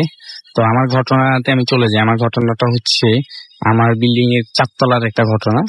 তো আমার বিল্ডিং এর 4 তলায় আন্টিরা ফার্স্ট টাইম নতুন যখন উঠলো, তো ওনাদের সাথে পরিচয়, ভালো কথা। তো আমার সাথেও ভালো পরিচয়। তো আমাদের বাসায় আসা যাওয়া করতো। তো ওই হিসাবে আসলে ঘটনাটা শোনা আর কি। তো হচ্ছে কি আন্টি আঙ্কেল দুইজনই ব্যাংকে জব করতো। আন্টি আঙ্কেল দুইজনই ব্যাংকে জব করতো। তো আন্টি ফার্স্ট টাইম যখন প্রেগনেন্ট ছিল তখন দেখা গেছে যে হসপিটালের কারণে বা আদার্স অন্যান্য কারণে উনি আপনার করছিল, এটা নাম জানি কি, এই ব্যাংক থেকে 6 মাসের ছুটি নিয়েছিল। তো যাই হোক, আমাদের বিল্ডিং এ যখন উনি ছিল তখনই ওনার বাচ্চা বেবিটা হয়েছিল। তো বেবি হওয়ার পর ফার্স্ট টাইম ঘটনাটা শুরু হয়েছে এখান থেকেই, যে এটা নাম জানি কি, ওনার বেবির যখন 1.5 থেকে 2 বছর ছিল তখন উনি ওনার বাসায় উনি একটা কাজের বুয়া রাখছিল। তো কাজের বুয়াটা দেখা গেছে যে কাজ করতে আসলে দেখা গেছে কাজ টাজ ফেলে রেখে দেখা গেছে ওনার বেবির সাথে খেলাধুলা করতো। তারপর আরো অনেক ঝামেলা ছিল। তো দেখা গেছে কাজের বুয়া এসে বাসায় যখন ঢুকতো তখন দেখা গেছে যে পায়ের মধ্যে অনেক কাদা থাকতো, যেখানে পা দিত সেখানে দেখা যায় যে কাদার মতো একটা ছাপা বসে দিত আর কি। তো যাই হোক, উনি অনেক কথাবার্তা বলে কাজের বুয়ারে যতই কাজ করাক না কেন দেখা গেছে যে কাজের বুয়া বেবি নিয়েই সবসময় খেলাধুলা করতো আর কি। তো একদিন হঠাৎ করে উনি কাজের বুয়ার কাছে বেবিরে রেখে ওয়াশরুমে গেছে। ওয়াশরুম থেকে এসে দেখে যে বেবিটা আমরা আসলে বল যেরকম ড্রপ দিয়ে উঠাই না, বেবিটা ছিল খাটের উপরে বসা ছিল। তো হঠাৎ করে চোখের পলকে দেখে যে খাটের উপর থেকে বেবিটা নিচের দিকে ড্রপ খেয়ে আবার খাটের উপরে চলে গেছে। তো ফার্স্ট টাইম বেবিটা একটু চিৎকার করছে, পরে আবার উনি রান্নাঘর থেকে আবার আসছে, ব্যাক করে আবার আসছে। চলে গেল, কিছু বলেনি কাজের মানুষকে? না, কাজের মানুষ তখন কিছু বলে নাই।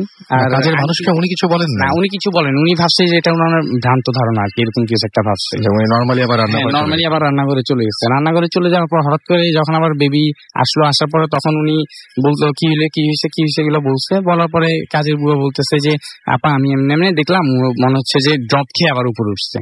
ঠিক আছে, তখন আন্টি চেক করলো। চেক করার পর দেখা যায় বেবির আপনার পিছন থেকে একটু ব্লিডিং হচ্ছে আর কি। তো আচ্ছা ঠিক আছে গেল, তখন বরাবরই হসপিটালে নিয়ে গেছে। হসপিটাল নিয়ে গিয়া যা চিকিৎসা করা সেটা করাইছে আর কি। তো আচ্ছা গেল, এরপরে আপনার দেখা গেছে যে আপনার এরকম উনি যখন রাতে ঘুমাইলে দেখা গেছে যে অনেক সময় দেখা যেত যে ওনার বেবি আস্তে আস্তে টেনে নিয়ে বিছানার কাছে আসতো, হঠাৎ করে কান্নার আওয়াজ শুনে যেত আর কি। তো এটা উনি কয়েকদিন আসলে ফলো করছে। উনি এভাবে ব্যাপারটা আসলে এত সিরিয়াসলি নেয় নাই তখন ফার্স্ট টাইম। আচ্ছা গেল, তখন হঠাৎ করে আরেকদিন দেখা গেছে যে আঙ্কেলের অফ ডে ছিল, ফ্রাইডে তো অফ ডে ছিল। তারপর আঙ্কেল গেছে হলো ওয়াশরুমে। তো ওয়াশরুম থেকে আঙ্কেল গেছে ওয়াশরুমে, কিন্তু উনি দেখতেছে ওনার পাশে আঙ্কেল শুয়ে আছে আর কি। ঠিক আছে, তারপর উনি হঠাৎ করে আঙ্কেল যখন ওয়াশরুম থেকে বেরিয়ে এসে রুমে ঢুকতেছে, বলতেছে তুমি কোথায় গেছিলা? বলতেছে আমি ওয়াশরুমে গেছিলাম। তখন আঙ্কেল বলতেছে যে ওয়াশরুমে, আন্টি বলতেছে আর কি যে ওয়াশরুমে যখন গেছো তাই তার পাশে কে ছিল? তখন ওনাদের মাঝে আর কি একটু বিভ্রান্তকর সৃষ্টি হয়েছে আর কি। ঠিক আছে, সৃষ্টি হওয়ার পর তখন ওনার আসলে ব্যাপারটা অত সিরিয়াস ভাবে নেয়নি। তখন বাড়িওয়ালাকে জানাইছে যে আপনার বাসায় কোনো সমস্যা আছে কিনা, এই সেইগুলো বলছে। বলার পর বাড়িওয়ালা বলছে যে না, আমার বাসায় কোনো সমস্যা নাই। ঠিক আছে, আমার বাসায় এই ধরনের কোনো সমস্যা নাই, এই নেই সে নেই, এগুলো বলছে। বলার পরে ওনারা তারপরে একটা হুজুর ডাকছিল। তো হুজুর ডাকার পরে দেখা গেছে যে হুজুরে বলছে যে বাসায় একটু প্রবলেম আছে। তারপর আন্টিরা বললো যে ঠিক আছে, প্রবলেম আছে যেহেতু আমি ব্যাপারটা সলিউশন করে দেখি থাকা যায় কিনা। ঠিক আছে, তখন দেখা গেছে আরো ওনারা ছিল, কয়েক মাসও ছিল। তারপর থাকার পরে দেখা গেছে যে হঠাৎ করে এরকম প্রায় রাত্রে দেখা গেছে বাচ্চা যখন শুয়ে থাকতো তখন দেখা গেছে বাচ্চা এরকম বিছানার পাশে টেনে নিয়ে যেত। তারপর দেখা গেছে আন্টি মনে করতো যে ওনার গায়ের উপর দিয়ে হাত দিয়ে কেউ মনে হয় ওনার বাচ্চাকে, বেবিকে ধরতেছে, এটা মনে করতো। তো এরকম হঠাৎ করে এরকম যখন একদিন কি হয়েছে, রাতের বেলা উনি ওই হঠাৎ করে ওনার মনে হচ্ছে যে কেউ একজন ওনার বেবিকে টানতেছে। হঠাৎ করে চিৎকার শুনিনি, যখন হাতের এরকম করছে, মানে এরকম করার পরে উনি হঠাৎ করে ব্যাপারটা আজ করে নেই ফার্স্ট টাইম। পরবর্তীতে দেখা গেছে যে ওনার হাতের সকালবেলা উঠে ঘুম থেকে দেখা যায় হাতের উপরে একটা আঁচড়ের দাগ। তো উনি ব্যাপারটা যখন সিরিয়াস ভাবে নিছে, তখন সিরিয়াস ভাবে নেওয়ার পর উনি পরের দিন আবার একটা হুজুর আনছে। ঠিক আছে, বাড়িওয়ালা সহ হুজুর আনছে। হুজুর আনার পরে হুজুর বলতেছে যে এই বাসায় কোনো একটা সমস্যা আছে। এই সমস্যাটা হচ্ছে এই বাসার উপর দিয়ে এইটা হচ্ছে জিনদের চলাফেরার একটা রাস্তা আর কি। ঠিক আছে, এই রাস্তা দিয়ে ওরা চলাফেরা করে। এই বাসায় থাকতে হইলে এই বাসা করতে হবে, বন্ধ করতে হবে, এই করতে হবে। অনেক কিছু উনি অনেক সূরা কেরাত পড়ছে, অনেক কিছু করছে, মিলাদ পড়াইছে, কোরআন শরীফ পড়ছে, পড়ে টরে বন্ধ করছে আর কি। এর পরবর্তীতে দেখা গেছে আন্টিরা চলে গেছে। ধন্যবাদ আপনাকে আপনার ঘটনার জন্য। আমরা চলে যাব পরবর্তী স্টোরিতে। আমাদের কাছে একটা ইমেল রয়েছে, আমরা সেই ইমেলটা একটু পড়বো। এবং এই ইমেলটি পাঠিয়েছেন আমাদেরকে আমাদের একজন লিসেনার। তার আগে আমি দেখছি যে আমাদেরকে SMS ও করছেন অনেকে। আমার এক ফ্রেন্ড আমাকে SMS করেছেন, দেখলাম যে তিনি আমাদের রেগুলার লিসেনার, এবং তিনি লিখেছেন যে I don't remember missing any of your show. Thank you very much আমাদের সঙ্গে থাকার জন্য, এবং আশা করছি যে রেগুলার আপনি থাকবেন আমাদের সঙ্গে। আমাদেরকে শিখুন SMS করেছেন। এছাড়াও নূর মোহাম্মদ আমাদের SMS করেছেন, জোস লাগছে লিখেছেন। আকিব আমাদের SMS করেছেন গোপালগঞ্জ থেকে। আদিল SMS করেছেন আমাদেরকে ইমন রেজা। এছাড়াও মিম বরিশাল থেকে SMS করেছেন। আরিফ এবং তার ওয়াইফ রুম্পা আমাদের SMS করেছেন। এছাড়া আমাদেরকে অনামিকা ফরিদপুর থেকে SMS করেছেন। তো আমি একটা রিলেশনের ঘটনা বলবো। এটা অনেকটা এর মধ্যে মানে কি বলবো যে অনেকটা রোমান্টিক লাগতে পারে, বাট ঘটনাটা খুব অন্যরকম একটা ঘটনা আমার কাছে মনে হয়েছে। দেখুন কেমন লাগে। তো যিনি লিখছেন তিনি ঠিক এভাবে লিখছেন, হ্যালো রাসেল ভাই, ইংলিশে বাংলা লেখার জন্য সরি। আমি জিজ্ঞেস করলাম না যে আপনি কেমন আছেন, আমি জানি যে আপনি সবসময় ভালো থাকেন এবং সবসময় ভালোর দলে। আমার নাম অর্ণা, এবং পার্সোনাল কিছু প্রবলেমের কারণে আমি স্টুডিওতে এসে আসা আমার পক্ষে সম্ভব নয়। তাই আমি চাই আমার ঘটনাটা আপনি পড়ে শোনান। ঘটনাটা 2015 সালে আমার সাথে ঘটে যায়। আমার বাসা ময়মনসিংহে এবং সময়টা ছিল নভেম্বরে। আমি একদিন ঢাকার মিরপুর 2-এ আমার ফুপুর বাসা, সেখানে বেড়াতে যাই, এবং ফুপুর বাসায় আমার সেম এজের আর কেউ ছিল না। গল্প এবং আড্ডা দেওয়ার মতো কেউ ছিল না। দ্যাটস ওয়াই আমি ম্যাক্সিমাম টাইম আমি ফুপির সাথেই ফুপির বাসার ছাদে স্পেন্ড করতাম। বিশেষ করে বেলা ফজরের নামাজ শেষ করে আমি ছাদে গিয়ে একা একা হাঁটাহাঁটি করতাম, এবং আমার ছাদে কখনো কেউ থাকতো না।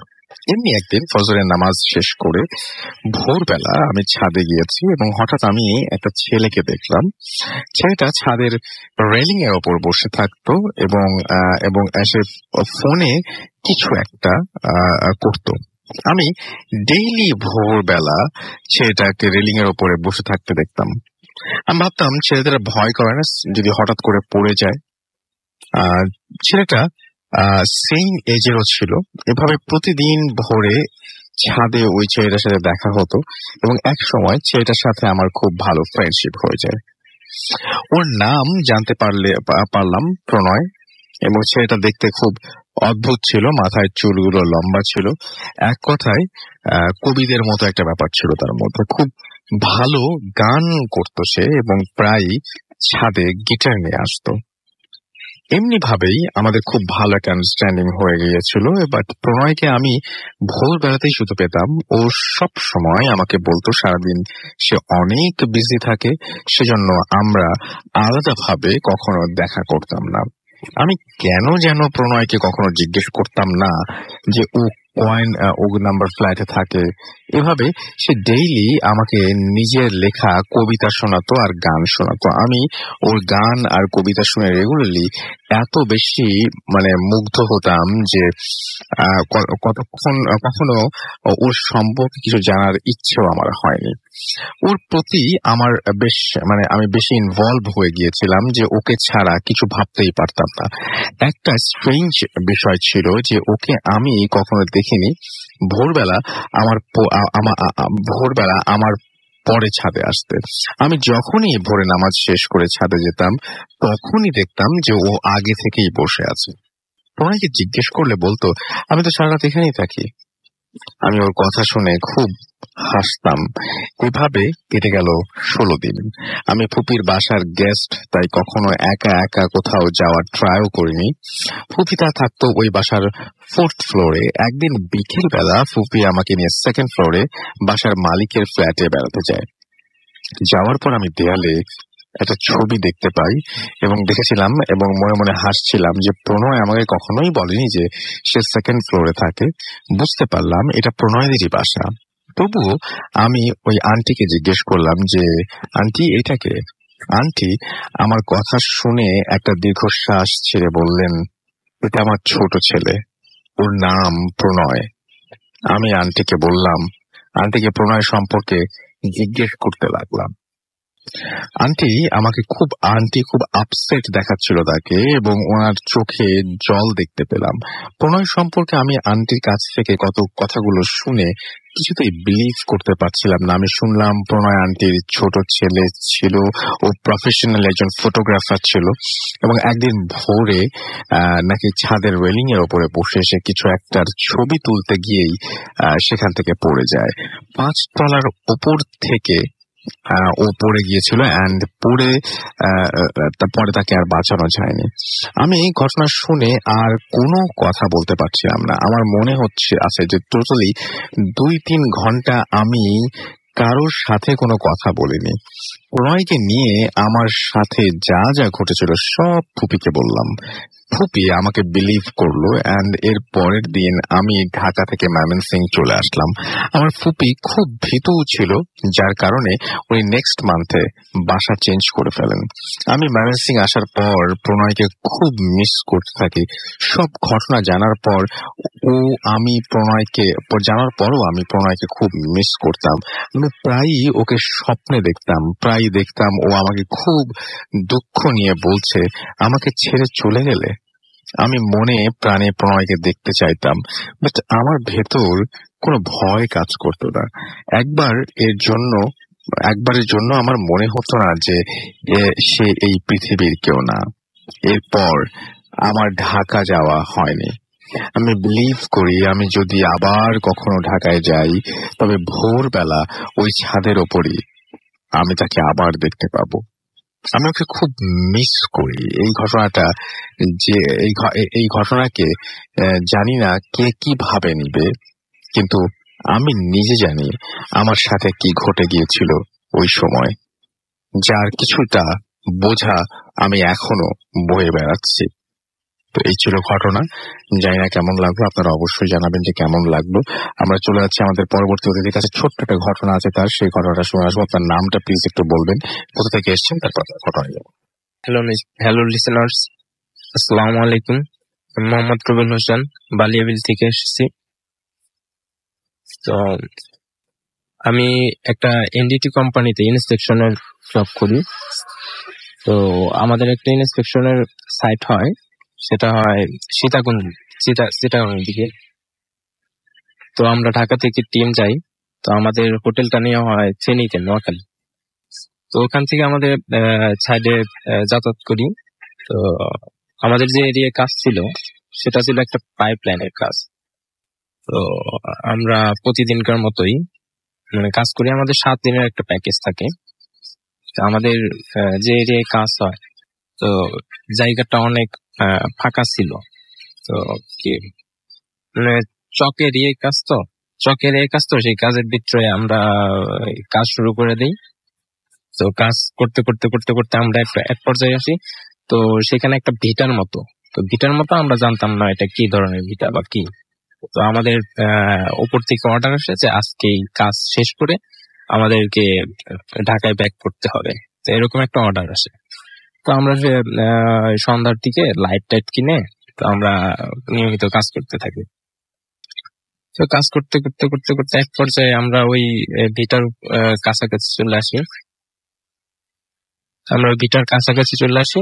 তো সেখান থেকে আমরা ওই আমাদের যে টিম ছিল, তো টিমের লোক ভাগ হয়ে যায়। কিছু লোক বেশি কাজ দ্রুত শেষ করতে হবে, এজন্য আর কি টিমটা আর কি আমরা চলে আসেন। তারপরে কি হলো? তা আমরা আর কি ওইখান থেকে এক টিম পিছনে চলে যায়, আরেক টিম আমরা ভিটার কাছে চলে আসি।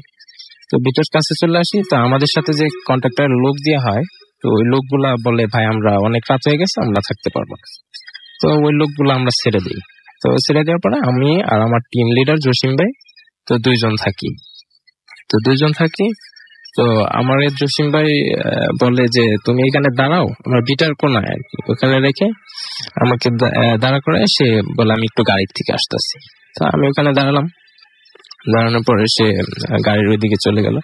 তো আমার একটা মনের ভিতর কিউরিওসিটি জাগলো যে আমাদের কাজ আর কি পরিমাণ আছে সেটা আমি দেখে আর কি, একটা দেখার একটা ইচ্ছা হইলো যে আর কতগুলা জয়েন্ট আছে, যে কি পরিমাণ কাজ আছে। তো আমি সরাসরি ওই ভিটার দিকে আমার হাতে যে লাইটটা ছিল সেই লাইটটা নিয়ে আগে গেলাম। আগে যাওয়ার পরে কিছুক্ষণ পরে আমার লাইটটা আর জ্বলতেছিল না। আমার হাতে একটা ফোন আছিল, ফোন দিয়ে আমি কোনো রকম ব্রাইটনেস এর আলো দিয়ে সামনের দিকে আগে গেলাম। তো আগে যেয়ে দেখি যে কিছু দূর গেছি, তো হঠাৎ মাঝখানে ভিটার প্রায় মাঝামাঝিতে তো তখন আমার হাতের ওই লাইটটা জ্বলে ওঠে। তো তখন যে আমি যেটা দেখলাম, তো দেখে আমার শরীর পুরো হিম হয়ে গেল। তো আমি তখন অনেক ভয়ে আমি আমার বড় ভাইকে আমি ডাকতেছিলাম। তো আমি যেটা দেখছিলাম, তো দেখি কিছু কঙ্কাল কিছু মাথা মোটা এরকম অনেক কিছুই আর কি ওখানে চতুর্দিকে আমার। তো আমি খুব ভয় পাই। আমার শরীর অনেক হিম হয়ে যায়। তো তখন আমি আমার বড় ভাইকে, টিম লিডার, ওনাকে আমি ডাকার চেষ্টা করি। তো আমি অনেক জোরে জোরে ডাকতেছিলাম, কিন্তু আমার গলা দিয়ে শব্দ বেরোতেছে, বাট শব্দটা ওনার কাছে পৌঁছাইতেছিল না। তো আমি খুব ভয়ে পিছন দিকে ঘুরে লাইটটা ধরেই সোজা একটা দৌড় দিই। তো দৌড় দিয়ে আমি সরাসরি ভাইয়ের ওই দিকে চলে যাই গাড়ির কাছে। তো ওখানে চলে যায় আমি আমার ওই টিম লিডার, ওনাকে আমি বললি যে ভাই আমি তো এইগুলা দেখছি। তো তো সে আমার কথা বিশ্বাস করে না। তো বিশ্বাস না করে সে মানে বললো যে ঠিক আছে আমি দেখি কি। তো সে লাইট নিয়ে সে আগায়। তো আগানোর পরে সে মানে তখন আগায়। তো তখন আর কি সে একটা জিনিস খেয়াল করলো যে তার নাকি একটা বাজে ধরনের একটা গন্ধ আসতেছে। তো তার নাকি খুব বাজে ধরনের গন্ধ আসতেছে। তো তারপরও সে সামনে আগাইতেছে। তো আগায় দেখলো যে যখন নাকি ভিটা মানে 200 গজ ডিস্টেন্সে ছিল সে। তো 200 গজ যখন ওই ভিটার কাছাকাছি যায়, তখন সে একটা কালো রঙের একটা বিড়াল দেখে। তো বিড়াল দেখে সে লাইট ধরে। তো লাইট ধরে সে যা দেখতে পায়, সে দেখে একটা মানে কেমন জানি একটা পচা একটা লাশ সে বিড়ালে ওইটা কামড়ায় খাইতেছে। তো বিড়ালের মুখে একটু কেমন রক্তের মতো লেগে রয়েছে। তো সেটা দেখে সে মানে ওইখান থেকে ব্যাক করে, যেহেতু সে আমার কাছ থেকে একটা কিছু শুনে গেছে। তো সেই পরিপ্রেক্ষিতে সে ব্যাক করে। তো ব্যাক করে গাড়িতে এসে আমাদেরকে আর এসব বলে না, সে বলে আজকের মতো আর কাজ করবো না, তো আমরা আজকে হোটেলে চলে যাই। পরে সে আমাদেরকে ওই আরেক টিম ছিল দূরে, তো ওকে কল করে পরে আমরা চলে আসলাম হোটেলে। তো হোটেলে চলে আসার পরে হোটেলে এসে পরে আমাকে ওই ভাই ওই ঘটনাটা আমাকে বলতেছে, ওইটা আর কি শেয়ার করতেছে যে আমাদের সাথে এইরকম হয়েছে, যে আমিও এইরকম একটা কিছু দেখছি যে ওখানে একটা হট আছে। ধন্যবাদ আপনাকে আপনার ঘটনার জন্য। সবচেয়ে বেশি ধন্যবাদ আপনাকে এই জন্য যে আপনি মানিকগঞ্জ থেকে এখানে এসেছেন এবং অনেক দূর থেকে আপনি এখানে এসেছেন। Thank you very much. আপনি যদি দূর থেকে আসতে পারেন, তারা ঢাকায় যারা আছেন তারা ডেফিনেটলি অবশ্যই আমাদের স্টুডিও এসে ঘটনা শোনাতে পারবেন। এবং সেজন্য আপনাদের যেটা করতে হবে, জাস্ট আপনাদের ঘটনাটা পাঠিয়ে দিতে হবে আমাদেরকে। আমাদের ইমেল অ্যাড্রেস হচ্ছে bhutfm@radio40.fm, which is BHWTFM@radio.fm। আপনার জানা, আপনার লাইফে না ঘটলেও চলবে সেরা ঘটনা আপনি লিখে পাঠিয়ে দিন আমাদের কাছে। আপনাদের ফ্যামিলিতে যদি কিরকম থাকেন, যে চমৎকার ঘটনা বলেন, তাকে এনকারেজ করুন, তাকে পাঠিয়ে দিন আমাদের কাছে। আমরা একটা ছোট্ট বিরতিতে যাবো আরো একবার, এবং বিরতিতে যাওয়ার পরে একটা ছোট্ট অডিও ক্লিপ শুনবো আমরা। শুনে তারপরে মানে ছোট না বড়ই, আমরা একটা অডিও ক্লিপ শুনবো এবং তারপরে আবারও ফিরে আসবো। সেই পর্যন্ত আশা করছি আমাদের সঙ্গে থাকবে। আমাদের অনেক লম্বা একটা সময় পরে আমরা ব্রেক নিচ্ছি, সুতরাং একটা ঘটনা শুনবো, তারপরে একটা ব্রেকে যাবো এবং তারপরে আমরা আসবো আবার ফিরে। সেই পর্যন্ত আমাদের সঙ্গে থাকবেন। স্টে টিউনড ফর রেডিও ফুর্তি এন্ড ডোন্ট স্টপ দ্য ফুর্তি।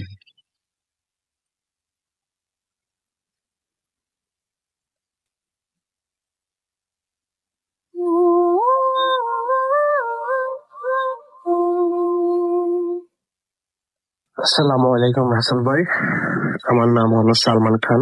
আমি প্রায় গত 5 বছর থেকে নিউ ইয়র্ক সিটিতে থাকি। পেশায় আমি একজন ট্যাক্সি ড্রাইভার, আর আমি রাত্রে ট্যাক্সি ড্রাইভ করি। আমার শিফট শুরু হয় 5টা থেকে ভোর 5টা পর্যন্ত।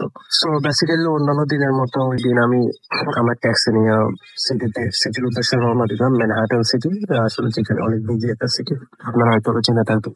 ওই দিন অন্যান্য দিনের মতো আমি একটা কাস্টমার পিক আপ করলাম ম্যানহাটন সিটি থেকে। তো ওই কাস্টমার ডেস্টিনেশন ছিল ব্রুকলিন, যেটা ম্যানহাটন থেকে প্রায় 32 miles ওকে ফাইল আমি কাস্টমারকে নিলাম। তখন আসলে যখন আমি কাস্টমারকে নিলাম তখন বাজে আসলে রাত্র প্রায় 12টা 10 আই থিঙ্ক।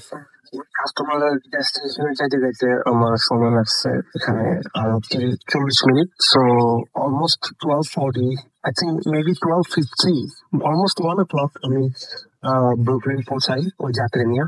আমি ওই যাত্রী ড্রপ আপ করে অন্যান্য বিমানের সময় মতো আমি সিটিতে ব্যাক করতেছিলাম। আসলে আমি যে ব্রুকলিন গেলাম ম্যানহাটন সিটি থেকে, আমি আসলে জীবনে ওই রাস্তা দিয়ে যাই নাই। আর আমি জিপিএস ইউজ করছিলাম, তো খুবই রাস্তাটা আমার কাছে কেমন যেন একটা স্ট্রেঞ্জ লাগছিল। মানে ফাঁকা বাঁকা রাস্তা, খুবই মানে মানে অনেকটা জঙ্গলের ভিতর দিয়ে দুপাশে পাহাড়, তারপরে বড় বড় গাছ। আসলে যারা নিউ ইয়র্কে থাকে তারা জানে বেসিক্যালি দিনের বেলা এইসব রাস্তাগুলো অনেক সুন্দর, বাট রাত্রে এইসব রাস্তাগুলো খুবই স্ক্যারি। যাই হোক, আমি ড্রপ আপ করে আমার আসতে আবার ওই রাস্তা দিয়ে ব্যাক করতেছিলাম সিটিতে। তো হঠাৎ করে আমি যখন ওইখান থেকে প্রায় 5 থেকে 10 মিনিট ব্যাক করার পরে আসলে ওইদিকে কোনো ঘর বাড়ি নাই। শুধু আমি দেখতেছি লাইক 2-3টা গাড়ি মানে ওই দিক অপোজিট সাইড থেকে যাইতেছে আর কি। তো আমি দেখলাম একটা প্রায় 70 থেকে 80 বছরের একটা বুড়ি, মানে একজন বৃদ্ধ মহিলা আমার হাত তুললো। আমি হাত তুললো, আমি চিন্তা করলাম পাহাড় মানে জঙ্গলের ভিতরে রাস্তা দিয়ে হাত তুললো। আমার কেমন একটু কনফিউশন। তারপর আবার আমি থামলাম, কারণ এখানে আমি যে টিএলসি ট্যাক্সি চালাই, আমি ড্রাইভ করি। এখানে হলো আপনার যে টিএলসি তে কেউ যদি কমপ্লেন করে তাহলে আমার $200 ফাইন। আচ্ছা যাই হোক, আমি ওই ফাইনের রিকভার করার জন্য আমি আবার ভাবছি হয়তো ওই বই আমার কমপ্লেন করলে সমস্যা আছে। যাই হোক, আমি ওই বৃদ্ধ মহিলাটাকে আমি নিলাম। যাক, আমি ওই মহিলাটাকে আমি ওর ডেস্টিনেশন জিজ্ঞেস করলাম যে ও কই যাবে। ও আমার কোনো কথা বললো না, জাস্ট একটা স্লিপ দিল, ঠিক আছে। তো ওই স্লিপ আমি দেখলাম, ওই স্লিপ একটা সেমেটারি, কুইন্স এর একটা সেমেটারি। ওই সেমেটারিটা আমি চিনি। আমি শক, ও এত রাত্রে একটা সেমেটারিতে যাইবে। আমি যাই হোক, আমি আর ওরা কিছু জিজ্ঞেস করলাম না। আমি সেমেটারির উদ্দেশ্যে রওনা দিলাম। আমি আবার জিপিএস এর সেমেটারি অ্যাড্রেসটা করলাম। যাই হোক, আমি যাইতেছি। আর রাসেল ভাই, একটা জিনিস কি আমি দেখতেছি, আমার লাইক অন্যান্য দিনের মতো আমার রাস্তায় শেষ হইতেছে না। আমি যত যাইতেছি, যত সময় যাইতেছে, আমার মনের ভিতরে মানে কেমন জানি করতেছে, লাইক সামথিং রং। একে তো অনেক রাত্র হয়ে গেছে অলরেডি, আমার রাস্তায় মানে মনে যেন শেষ হইতেছে না। যে এক পর্যায়ে আমি সেমেটারের পাশেই একটা ইয়েতে থামলাম, ইয়ে করলাম, আমি আমার মিটারের টাইম আপ করলাম। বাট মিটারের টাইম আপ করলাম 10 সেকেন্ড হয়ে গেল, পিছন থেকে কোনো সাড়া পাইতেছি না, মানে টাকা পে করতেছে না। আমার প্রায় $35 এর মতো বিল আসলো। রাসেল ভাই, আমি এখনো আমি পিছনে, আমি যখন লুকিং গ্লাসে আমি যখন ভাবতাম ওরা, আমি দেখলাম বৃদ্ধ মহিলাকে আমার গাড়িটা নাই। বিশ্বাস করেন রাসেল ভাই, আমি এই ওরেজ নেওয়ার পর থেকে আমি একটু থামি নাই, কারণ রাত্রে তো ট্রাফিক ছিল না। আমি পুরো চলার মানে হাইওয়ে ধরে আমি পুরো চলতি অবস্থায় ছিলাম, একটু থামি না। ইভেন ও যে মানে আমার গাড়ি থেকে বের হলো, তারও কোনো আমি শব্দ পাইলাম না। কোনো একটা গাড়ির যখন ডোর ক্লোজ করে একটা শব্দ হয়, আমি ওই শব্দটাও পাইলাম না। আমার হাত পা কাঁপা শুরু হয়ে গেছিল অলরেডি। আমি কি করবো, একে তো একটা সেমিটারি, আমি তার পাশেই দেখতেছি একটা মানে খ্রিস্টানদের একটা চার্চ আর কি। ওইখানে আমি দেখতেছি মানে বাতি জ্বলতেছে। আমি 20 মিনিট না পেয়ে আমার ট্যাক্সি এখানে রাইখা আমি ওই যে চার্চে আমি মানে একটা দৌড় দিলাম। আমি ওইখানে যে আমি ওইখানে চার্চটার যে ফাদার ছিল, আমি সব মানে আমি এখনো মানে বুঝিয়ে বললাম যে এই ঘটনা আমার সাথে কি হয়েছে আমি জানি না। ও পরে কি করবো, আমি আসলে এখনো শেখ করতেছি। ওই ঘটনার কথা মনে পড়লে আমার স্টিল এখনো আমার গায়ের লোম মানে দাঁড়ায় যায়। আমি ওদেরকে আমার সিচুয়েশনটা বুঝা বলছি। পরে ওইখান থেকে চার্জটা থেকে একটা ওদের যে টেক কেয়ার করে যে চার্জটা আমি আসলে কি করবো বুঝতে পারতেছি না। পরে চার্জ আসলে বুঝতে পারছিল যে ফাদার ছিল, ও আমাকে বলছে যে আসলে তোমার গাড়িতে যে বসছিল ও আসলে কোনো বৃদ্ধ মহিলা ছিল না, ও আসলে ছিল দ্যাট ওয়াজ সামথিং এলস। যখন আমি বুঝছি যে আসলে এটা কি ছিল, আমি জীবনেও কল্পনা করিনি রাসেল ভাই আসলে নিউ ইয়র্ক সিটির মতো এমন একটা শহরে এরকম কিছু একটা করতে পারে আমার সাথে। যাই হোক রাসেল ভাই, পরে ওই চার্চ থেকে আমাকে কোনো একটা লোক আমাদের পাঠায়, মানে আমার বাড়ির উদ্দেশ্যে আমার সেফ প্লেসে আমার পৌঁছাই দিছিল। বাট আমি জানি না আসলে কি হয়েছিল ওই দিন আমার সাথে। আমি আজও আমার ওই দিনকার মানে ওই দিনের কথা মনে পড়লে আমি মানে ঘুমাইতে পারি না, কি হয়েছিল আমার সাথে। যাই হোক রাসেল ভাই, এটি ছিল আমার ঘটনা। Thank you so much.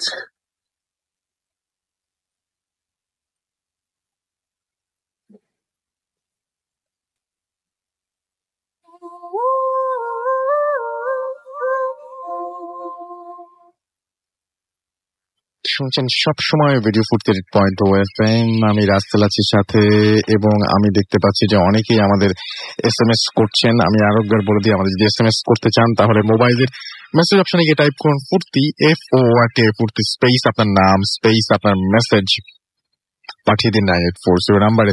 আর আমাদের যদি ইমেল করতে চান তাহলে আমাদের ইমেল অ্যাড্রেস হচ্ছে bhutfm@radiofurti.fm, which is bhwtfm@radiofort.fm। তার নাম, ঠিকানা এবং ফোন নাম্বার সহ আপনার জীবনে ঘটে যাওয়া বা আপনার জানা সেরা ঘটনা লিখে পাঠিয়ে দিন আমাদের কাছে। ঘটনার শুরুতে অবশ্যই উল্লেখ করুন যে ঘটনাটা আপনি স্টুডিওতে এসে শেয়ার করতে চান, নাকি আপনি চান যে আপনার ঘটনা আমরা পড়ে শোনাই। আর যারা দেশের বাইরে রয়েছেন তাদেরকে সরাসরি বলবো যে আপনারা সরাসরি আমাদেরকে অডিও ক্লিপ পাঠিয়ে দিতে পারেন, এবং অডিও ক্লিপ পাঠাতে গেলে যেটা করতে হবে সেটা হচ্ছে আমাদের ইমেল অ্যাড্রেসটা আপনাদের অবশ্যই মনে রাখতে হবে।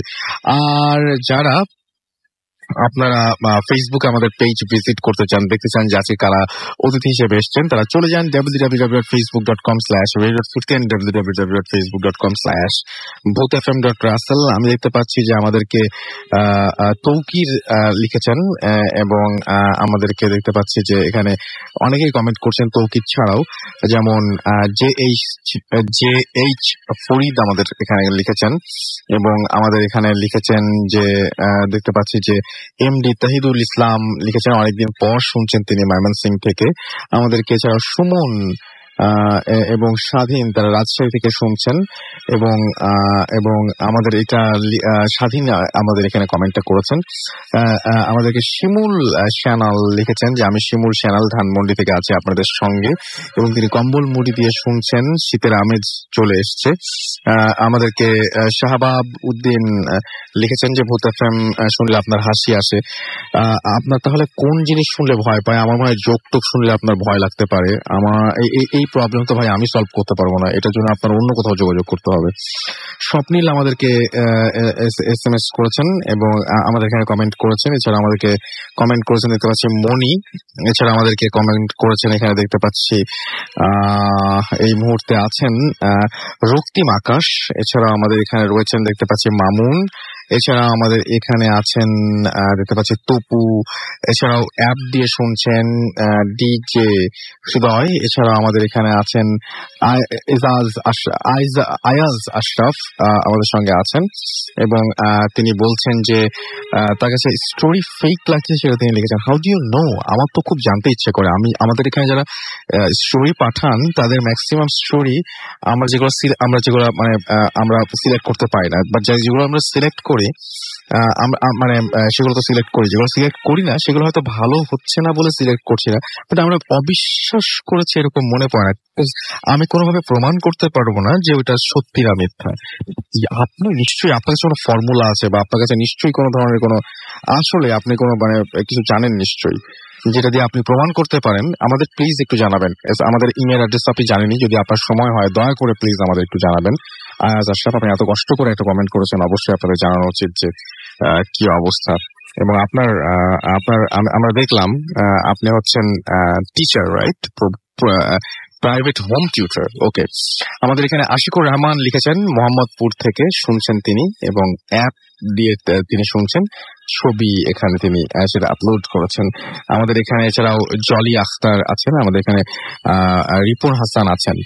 আমাদের এখানে আমি বলবো, শুধু একটা কথাই বলবো যে এই সমস্ত ঘটনা আপনি বিশ্বাস করেন না বা না করেন সেটা কমপ্লিটলি আপনার ব্যাপার। আপনি অবিশ্বাস করতেই পারেন, আপনি সেই মতামত দিতে পারেন, আপনার সেই স্বাধীনতা রয়েছে। অবিশ্বাস করাটা না স্মার্টনেস না, এটা ভাববেন না কেউ। তাহলে মানে অবিশ্বাস করে যদি স্মার্টনেস ভেবে বসে তাহলে খুব মুশকিল। এনিওয়েজ, আমাদের সঙ্গে আরো অনেকেই আমাদের ফেসবুকের পেজগুলোতে আছেন, এবং আমাদের সাথে যারা আছেন তাদের সেই ফেসবুকের কমেন্টগুলো নিয়ে আমরা ফিরে আসছি। তার আগে আমরা আরো একবার যেতে চাই আমাদের বাবু ভাইয়ের কাছে। বাবু, আপনি পিশাচ নিয়ে যেন কি বলতে চাচ্ছিলেন? বলতে চাচ্ছিলাম রাসেল ভাই, পিশাচ নিয়ে যে জিনিসটা দিয়ে মানুষ বেশিরভাগ টাইমই মানুষ এফেক্টেড হয় বা যে জিনিসগুলো দেখে মানুষ ভয় পায়, তার বেশিরভাগই হচ্ছে পিশাচের ব্যাপার স্যাপার। আসলে বিশ্বাস অবিশ্বাসের কথাটা এখানে আছেই। যদি বিশ্বাস করে তাহলে করলো, না করলো যার যার পার্সোনাল ব্যাপার, বিশ্বাস অবিশ্বাসের কিছু নাই। বাট একটা ছোট্ট কথা বলতে চাই রাসেল ভাই এখানে, যে নিতান্তই একজন অবিশ্বাসী মানুষ যে ভূত বা এরকম অতি প্রাকৃত কিছু তো ভয় পায় না, তাকেও যদি অন্ধকার রুমে বা এমন কিছু জায়গা আছে যেখানে নাকি আর কি খুব নীরব, বা যে জায়গাটার মধ্যে লোক সমাগম নেই বা পরিবেশে, সে কিন্তু প্রচন্ড ভয় পায়। আমার চোখের সামনে এরকম পেয়েছে। আমার প্রশ্ন হচ্ছে ভয়টা সেখানে কিসের থাকে? ঠিক আছে, তো যাই হোক, আমরা সেই পেশাতে ফিরে যাচ্ছি। তো এটা হচ্ছে রশিদ ভাই নামে একজন খুব সিনিয়র একজন বড় ভাই, ওনার বলা গল্প মানে কাহিনী আর কি, ওনার জীবনে ঘটে যাওয়া একটা কাহিনী আর কি। সেই 80-র দশকে বা তারও আগে এরকম সময় হয়তো, যে সময় হয়তো মানে আমি খুব ছোট অথবা আমি ছিলাম না, এরকম সময়কার কাহিনী। তখন নাকি ধানমন্ডি এলাকাতে লেকের পাড়ে মাছ ধরা হতো। ছোট ছোট চৌকি ছিল, সেই চৌকিতে আপনার কপি বা হেরিকেন জ্বালিয়ে মাছ ধরতো রাতের বেলা। আচ্ছা, তো উনিও খুব এই মাছ ধরার প্রতি ওনার খুব আগ্রহ ছিল আর কি, উনি মাছ ধরতে পছন্দ করতেন খুব। এখন ওনার অনেক বয়স, উনি এখনো মাছ ধরেন সুযোগ পেলেই। যাই হোক, তো উনি বলেছেন যারা মাছ ধরে এবং মাছ ধরতে খুব পছন্দ করে, এরকম যদি কারোর সাথে যদি তোমার পরিচয় হয়, তুমি যদি জানো, এরকম কিছু কাহিনী শুনতে পাবেই, আমি শিওর। তাদের কারো কাছ থেকে তুমি শুনে নিও। তা আমি আরো দু একজনের কাছে শুনেছি, বাট আমি আজকে রশিদ ভাইয়ের কাহিনীটাই বলছি। আচ্ছা, রশিদ ভাই মাছ ধরতেন, বেশ গভীর রাত পর্যন্ত মাছ ধরতেন রাসেল ভাই, এবং তখন ধানমন্ডি রাত 8টার পরই বেশ নিশুতি হয়ে যেত, বেশ নীরব হয়ে যেত। আমি আমার ছোটকালেই দেখছি ধানমন্ডিতে রাত 9টা-10টার পর মানে খুব মানুষ দেখা খুব কঠিন হয়েছিল, মানে তখন মানুষ থাকতো না আর কি। আচ্ছা, যাই হোক, এরকমই একটা রাতে ওই রশিদ ভাই মাছ ধরছেন, উনি ছিপ ফেলে বসে আছেন এবং মানে উনি ওয়েট করছেন যে কখন ওনার ছিপে ওই যে ফেতনা বলে যেটাকে, নড়বে, এরকম আর কি একটা ব্যাপার।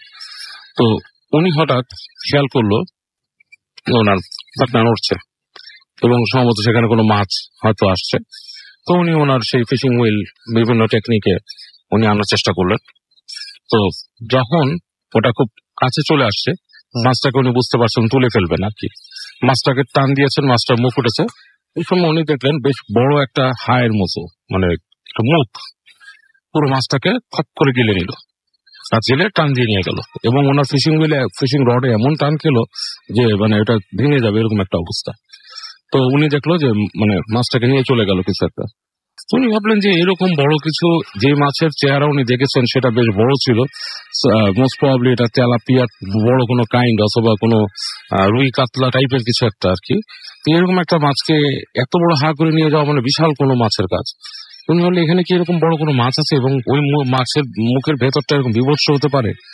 তো উনি মানে বেশ হয়ে গেছে, টেন্সড হয়ে গেছে যে এখানে কি এরকম কিছু থাকতে পারে নাকি। যাই হোক, উনি খুব চিন্তিত হলেন। উনি উঠায় নিয়ে দেখলেন যে ওনার যে বড়শিটা ছিল, সেই বড়শিটা শুদ্ধ চলে গেছে ওটার সাথে। তো উনি তখন আবার খুঁজে টুজে ওনার ব্যাকআপ থেকে আবার একটা এরকম বড়শি লাগিয়ে উনি আবার সেই টোপ দিয়ে আবার উনি ফেললো। তো ফেলার কিছুক্ষণ পর, প্রায় 15-20 মিনিট পরে আবার সেই একই কাহিনী। এর মধ্যে উনি খেয়াল করছেন যে ওনার আশেপাশে কেউ নেই, জায়গাটা পুরো শুনশান। ওনার যে উনি একটা হেরিকেন নিয়ে এসেছিলেন, সেটাও নিবু নিবু পর্যায়ে। এই সময় আবার ওটা নড়ছে আর কি। তো এইবার যখন উনি ওই টান দিলেন, দেখলেন যে এরকম মাছের একটা ওরকম উঠছে মাছ, এবং এবার দেখলো যে মাছটাকে একটা হাতের মতো কিছু একটা থাবা দিয়ে নিয়ে গেল, এবং যে হাতটা দিয়ে উঠছিল, হাতটা বেশ দেখতে আষ্টে টাইপের এবং নখ আছে হাতে, নিয়ে গেছে, টান দিয়ে ছেড়ে নিয়ে গেছে। ওনার ফিশিং রডটাও হাত থেকে পড়ে যায়। তো উনি বেশ ভয় পায়, উনি ওখান থেকে সবকিছু ফেলে উঠে চলে আসে, উঠে হাঁটতে থাকে। এবং উনি দূরে খেয়াল করেন একটা সময় যে হালকা আলো আধারিত দেখেন যে ওই যেখানে ওনার যে মাছ ধরার জায়গাটা ছিল চৌকি, তার পাশের কাছের একটু শুকনো জায়গার মধ্যে কিছু একটা প্রাণী টাইপের সে মাছ কামড়ায় খাচ্ছে। এটা অবশ্যই আমি অনেকবার শুনেছি। হ্যাঁ, সেটাই, এটাই তাহলে পিশাচ আপনি বলছেন। হ্যাঁ, এবং এই পিশাচ মাছ খায়, এবং আপনি দেখবেন যে অনেক বাসাতেই যদি মাছ কাটাকাটির পর পরিষ্কার না হয়, সেসব কিচেনে কিন্তু বেশ ভয়ের জিনিসপত্র প্রায় ঘটে, দেখবেন। এবং এই ঘটনাটা মানে আমাদের মোটামুটি মানে প্রতিদিনই কেউ না কেউ পাঠান, মানে জিনিসটা। হ্যাঁ, তারপর ডাস্টবিন, রাতের বেলা যারা ডাস্টবিনের আশপাশে চলাফেরা করছেন, তারা অনেক কিছুই দেখে থাকবেন। অনেকেই অনেক কিছু এক্সপিরিয়েন্স করেছেন। এখন যদি মানে যারা শুনছেন, হয়তো তারা অনেকে এক্সপিরিয়েন্স করেছেন, এবং আমরা রিকোয়েস্ট করবো যে সেই সমস্ত ঘটনাগুলো যদি আপনাদের থাকে, ডেফিনেটলি আপনারা সেগুলো আমাদের পাঠিয়ে দিবেন। এবং আমাদের অ্যাড্রেসটা হচ্ছে bhutfm@radio.fm, which is BHUTFM AHWTFM@RADIOFORTA.FM আপনার নাম, ঠিকানা এবং ফোন নাম্বার সহ আপনার জীবনে ঘটে যাওয়া সেরা ঘটনাগুলো লিখে পাঠিয়ে দিন আমাদের কাছে। ঘটনার শুরুতে অবশ্যই উল্লেখ করুন যে ঘটনাটা আপনি স্টুডিওতে এসে শেয়ার করতে চান, নাকি আপনি চান আপনার ঘটনা আমরা পড়ে শোনাই।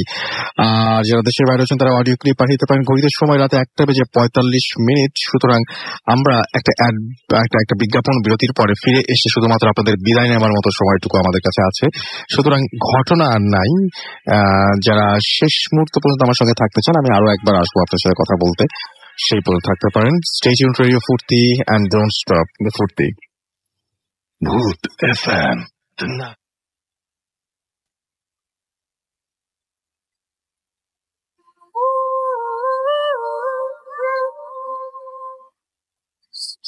আমার সঙ্গে রয়েছে, তাহলে কেমন?